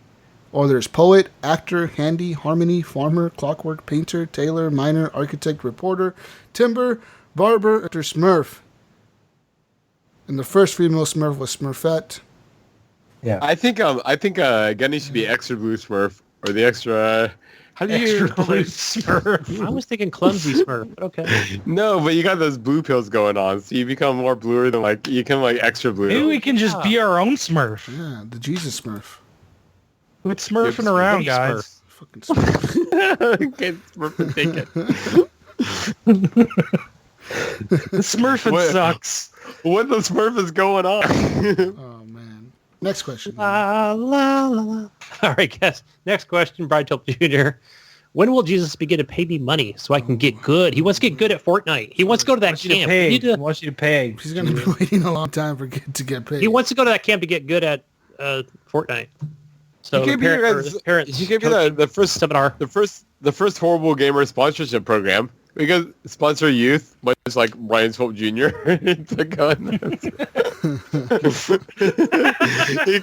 our first youth program member. Brian Tulp Jr. Wait, would this be for him or his kids? No, he's a junior. What are you talking about? He's a junior, dude. All right. What else we got? We got another one from Blaze, the Blaze Experience podcast. He says, hope it's not too late to get a question in. But have any of you tried the new Xbox exclusives on game preview called Vigor? Vigor. If not, please Google it fast and see if it's something you'd be interested in trying. Brian Tulp Jr. watched me stream it last week, and I'm enjoying it. It's got some survival elements akin to State of Decay 2, and it also has some PvP elements, but it's a unique game with base building and looting. A lot of people compare it to Escape from Tarkov, which I haven't played personally. Jesus, I think this is something you would be interested in from what I've seen of this game. I've played it. And it's have you? It's so bad on Xbox One X that I couldn't even justify it taking up hard drive space on my system. It was bad. Really? It was bad. Hashtag uninstall. Hashtag uninstall big time. Dude, the frame rates were so bad. The shooting was I'm shooting straight, and the bullet is hitting 2 feet to the right, 2 feet to the left, 2 feet up, and 2 feet down. And it's like, really? Like I don't know. Maybe I was doing it wrong. Maybe I'm not supposed to like aim down sight. I don't know what the fuck I was doing wrong, but it was shit. It was bad. And when I played it was just terrible. So I completely uninstalled it. Okay, let me ask you: does it look like now, as far as like visuals and PUBG graphics, does it look like it can be upgraded to a playable state for which you would enjoy? Well, do you see any potential in this game? I see potential in it that could be, because it's like a battle royale. It pretty much is. You have a base, you're building a base, and then every so often you can go out into this area that everybody, like 16 other players, can go into, and it doesn't give you a mini map or nothing. But there's a drop. There's a plane constantly going like a big ass fucking plane, like a bomber or something, like World War II bomber, going overhead, and it's dropping like these crates that you need to go and get the supplies from. That is like food, supplies, guns, etc., armor. But all the other players can see it too, and it's like kind of like the Hunger Games, where you have to either kill the other players or get there first and get out. But it's bad, dude. Like it ran so bad. I'm telling you that I couldn't justify keeping it on my hard drive. Maybe I wonder if it's running better now. Maybe it's from the developers of H1Z1, so it's running on the H1Z1 engine. I don't know what engine that is, but it looks just like H1Z1. It has the same graphics. It looks, I mean, obviously a little bit better because it's better visuals or whatever, but it has like that same style of graphics like PUBG and H1Z1, which obviously PUBG was kind of developed off of H1Z1, so it looks the same as those games. You know, I actually have style. seen this game because you said it was from Bohemian. Yeah. Yeah, and I thought I was watching gameplay from this. It was like a mod at one point because it did have that, what they call the safe space area. Yeah, it's like just in your base, you're safe. Like non-combat area. Yeah, no other players can go in there and fuck with you. You're in there by yourself, kind of just building your base, practicing shooting, etc. Then you go out into the world to fight the other players and get the stuff, and then you come back to your base and build up. It's a lot like Metal Gear Solid multiplayer, where you're going out to get stuff, and then you come back to your base. Survive. So, I mean, it was okay. I got it through the Insider program on Xbox, and I know currently they're running tests for H1Z1 on the Xbox. Major Nelson was playing it the other day, and Phil Spencer was too. I saw them. So obviously it's like an Xbox executive thing right now, where like only Xbox employees get to play it or whatever. And I know there's streamers that have played it on the Xbox as well, H1Z1. So it is coming to the console soon. I wonder how well it's going to do compared to PUBG. H1Z1, yeah, because it's free. It'll be well, free, like I said, yeah. So it might have a good space for it, but at the same time that H1Z1 is coming out, we now learn that Realm Royale has been played by people that are in the Insider program as well. So if you're in the Insider program, I think you have to be in the Alpha Ring. Oh, weird. You get to play Realm Royale, and that's the Paladins. That's the Paladins Battle Royale game coming to the consoles. So that's now playable on the Xbox One as well. So if you have the Alpha Ring, you can play that.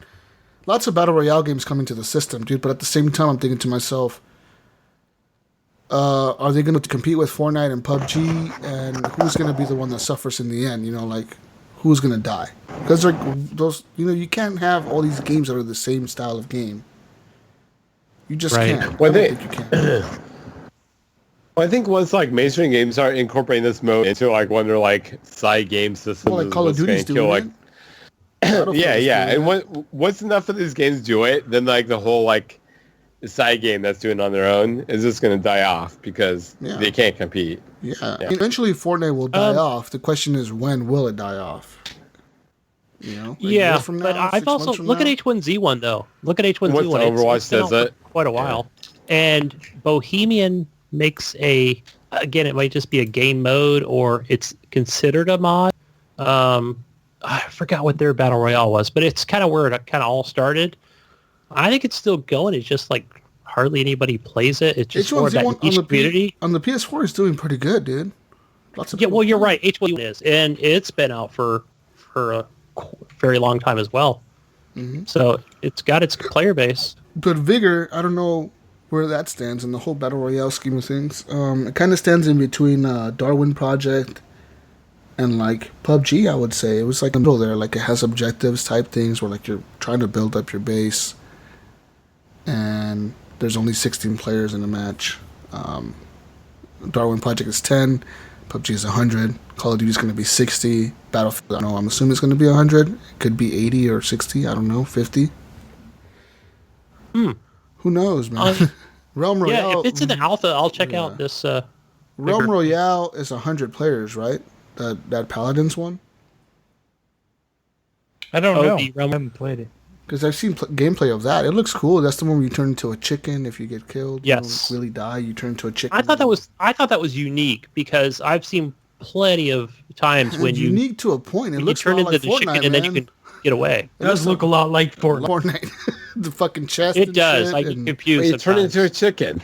Fortnite Yeah, doesn't when do you that. die, you turn into a chicken, and you have to run away. If they kill the chicken, then you're dead. Yeah. But if you're a chicken for so long, you reverse something. you Yeah, have I to think run it's away 30 for so long, seconds or yeah. something. So I don't know. Lots of battle royale games coming, man. I wonder if H1Z1 has to run as well as it does on the PS4 on the Xbox One X, right? Like it can't run any worse. I mean, I guess it could, but Yeah, we'll see, right? we'll see. I guess we'll see. Jonathan, Yes. turn your camera on and off again. Because honestly, I think, Jesus, if you look at like My camera PUBG off. is how much? $25, right? Yeah. Okay, it's $25. I think it's at such a low price point that people, it doesn't matter to them, right? Because they can say, well, if the player base is at H1Z1 and it's free, it's not like they're more likely to go there, or even Fortnite. It's not. They're not playing it because it's free. It's just a better, funner experience, right? Yeah. So if PUBG was even at that level of excitement and fun gameplay, and it's all over Facebook gaming and every Twitch channel's playing it, But they would PUBG is still still big. $5. People, write off PUBG, but it's not a dead game. It still has its player base. It's still going. And it's Yeah, improved quite a bit on the Xbox. I just wonder about Realm Royale because Yeah, I at the don't same see time. anybody playing that game, or I don't see the hype. That's a around game it. that I think is going to come. No one's going to play on the Xbox. That's going to die. Yeah, I think there's just too much of it, having It that looks too much like of a style of It looks Fortnite like without Fortnite. building. Yeah, so people are going to be think- like, fuck this. And I've even seen a lot of comments where they say, well, you know what they just need to add to this game is build gangs. Yeah, and it'll be Fortnite .2, whatever, like 2.0. Play this instead of Fortnite. Yeah. Whatever. I don't know. All I'm saying is Vigor is not that fun of a game. If Derek enjoyed it and he liked it, then for him. But I don't think that's going to be a game that holds up on the consoles. And it's weird because it's only on Xbox right now. It's not on PC. I thought it was on Steam. Or is it on Steam? It could Is be, it? but I know I it's think not, it it's is. not on Check real- PS4 and it's coming to the preview program on Xbox. Yeah. And I think it's in H1Z early access on Steam. I'm pretty and sure. H1Z1 you can find it on the Xbox store, but it'll only say insert your download code. So you have to have a special code to download it for your Xbox. Yeah, I don't see it on Steam. Yeah. No? It's not coming up anywhere on Steam when I search I it thought in Vigor, the I store. thought Vigor was an Xbox exclusive type thing that the H1Z1 Oh, dev was maybe doing. it is. Yeah, it's It's not weird, on Steam. but it's weird they're so. releasing it on this console that has a preview program thing, like not on Steam. What the fuck? Yeah. Yeah. Anyways, that's good. That's it. That's all I have. All right. Yeah, and I think that's all we have, questions, guys. Okay. Alrighty. Well, shit. That's it. That is it. Get Thanks us for out of those here, questions, Jesus. people. You can find me on Xbox Live, Gamertag Jesus Walks Live. I'll be playing some more Witcher 3, Star Wars, Halo, all the stuff on. Oh, wait. Are we going to play a Halo tonight? Yeah. Because, wait, what day is it? Saturday night, Halo night, bro. What the fuck? Jesus. What? Saturday night Halo night? Battlefront, Saturday Battlefront night. 2 Halo battles. night. Fuck the space battles, man. That shit. Dude, that was fun. Oh, man, that was fucking sweet. Oh, Yeah. You're like, no, this is gonna suck. I don't Gunny, wanna I'm do with that. you, man. The space battles are where it's at on Star Wars Battlefront 2. Lame. Okay. Anyways. I just thought it was also funny. Find us on iTunes, Google Play, and all those stores. Review us. But the best thing to do is tell your friends about us. Just tell them. Tell one of your friends and have them tell one of their friends and have them tell one of their friends. And that's the best thing you can do for us. Share us on social media. Share us on your Twitter. Share us on YouTube. Share us on Reddit. Share us on Facebook. All that good stuff on Snapchat, Instagram, all the grams. Just do it. Do it! With Spotify. And David Snyder, congratulations on winning this month's drawing. I'll get in contact with you here shortly after the show. He's probably going to be like, what the fuck, Jesus? What do you want from me? And I'll be like, I need your information. What a mess. He's in trouble. Total trouble. He's banned from Called the you group. out. Yeah. He's banned. Where do we find you, Ryan? Name is culprit. You can find me on Xbox Live, Steam, and PSN under Gib8777. What about you, John?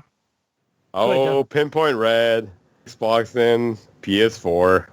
Oh, And Pinpoint Red. Pinpoint Red. On Miss SoundCloud.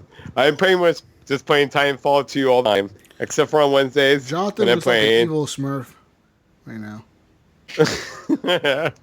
I'm fucking evil, but yeah, I'm talking about it. Hell yeah. But yeah, but I'm playing on Titanfall 2 all the time, except for on Wednesdays when I'll be playing Gears of War, and on Saturdays when I'm playing Halo. But that's about Star it. Wars Battlefront, Space Battles.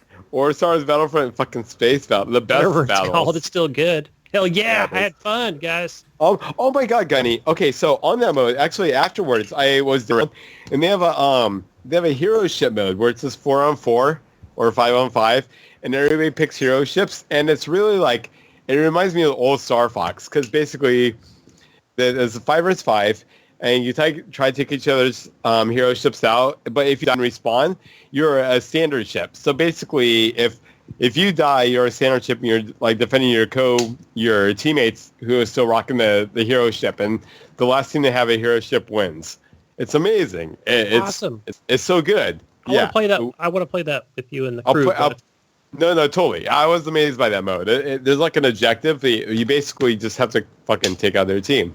Not all this weird shit. Because on Starfighter, that's my main thing. Is like I be playing, and even with the main Star Wars Battlefront, like I don't know how the overall game is going. I may be kicking ass, I may be sucking, but like the overall game is just beyond me. Sweet, find me on Xbox Live.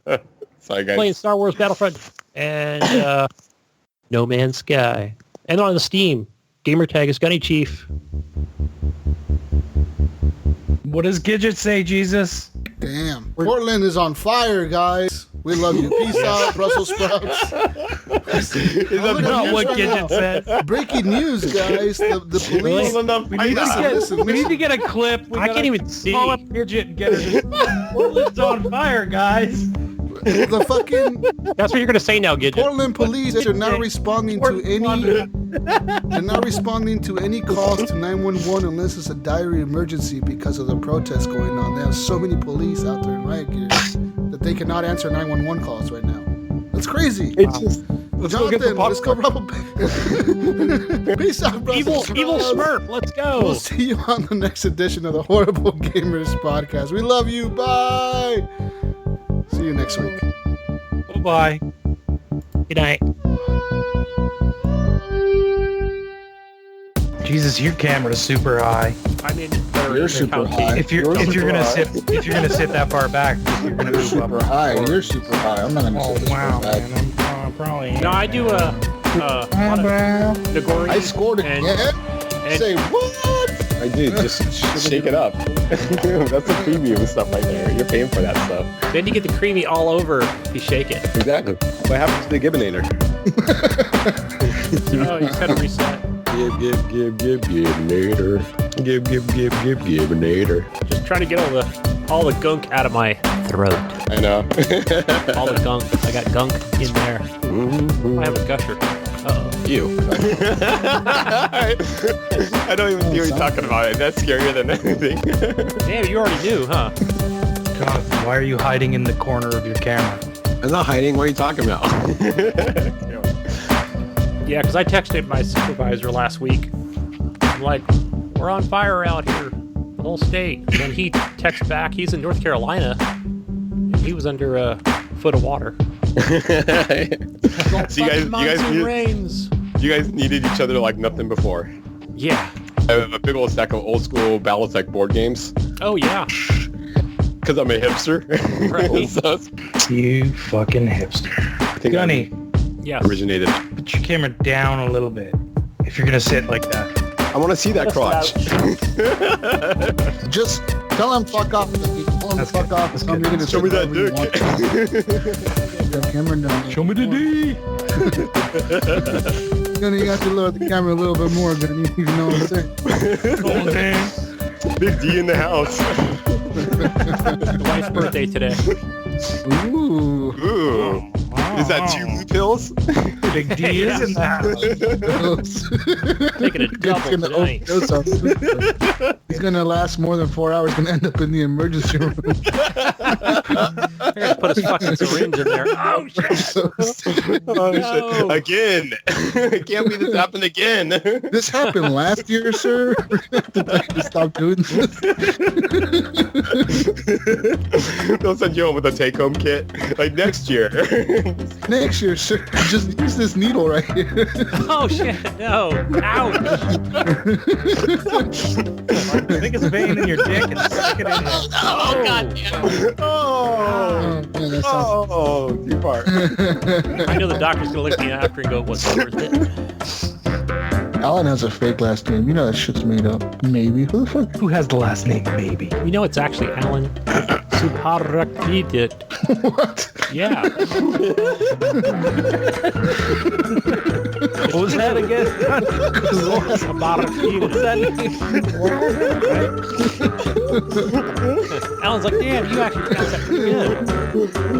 Is that your name? Maybe. It's all right. I'm the social justice warrior everybody needs. That's a good video. I watched that. Jonathan's just getting offended. He's the social justice hipster. You should keep us in mind. That's right. You know? I am the straw man. Some blue Jesus straws.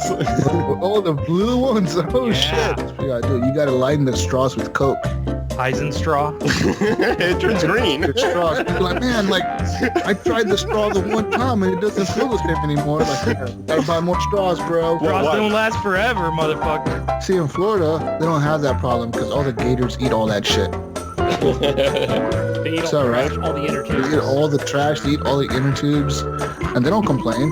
They don't complain ever. The big anacondas and the alligators, they all eat everything. If they have tornadoes, it probably just picks all that stuff up and puts it out. Dumps it in Alabama. Wait. Leaves it right at the dump. It like takes it right to the dump and just leaves it there. Dude, Jesus, I got a new. In case our straw business doesn't work out, we should start importing alligators up here to clean up the river.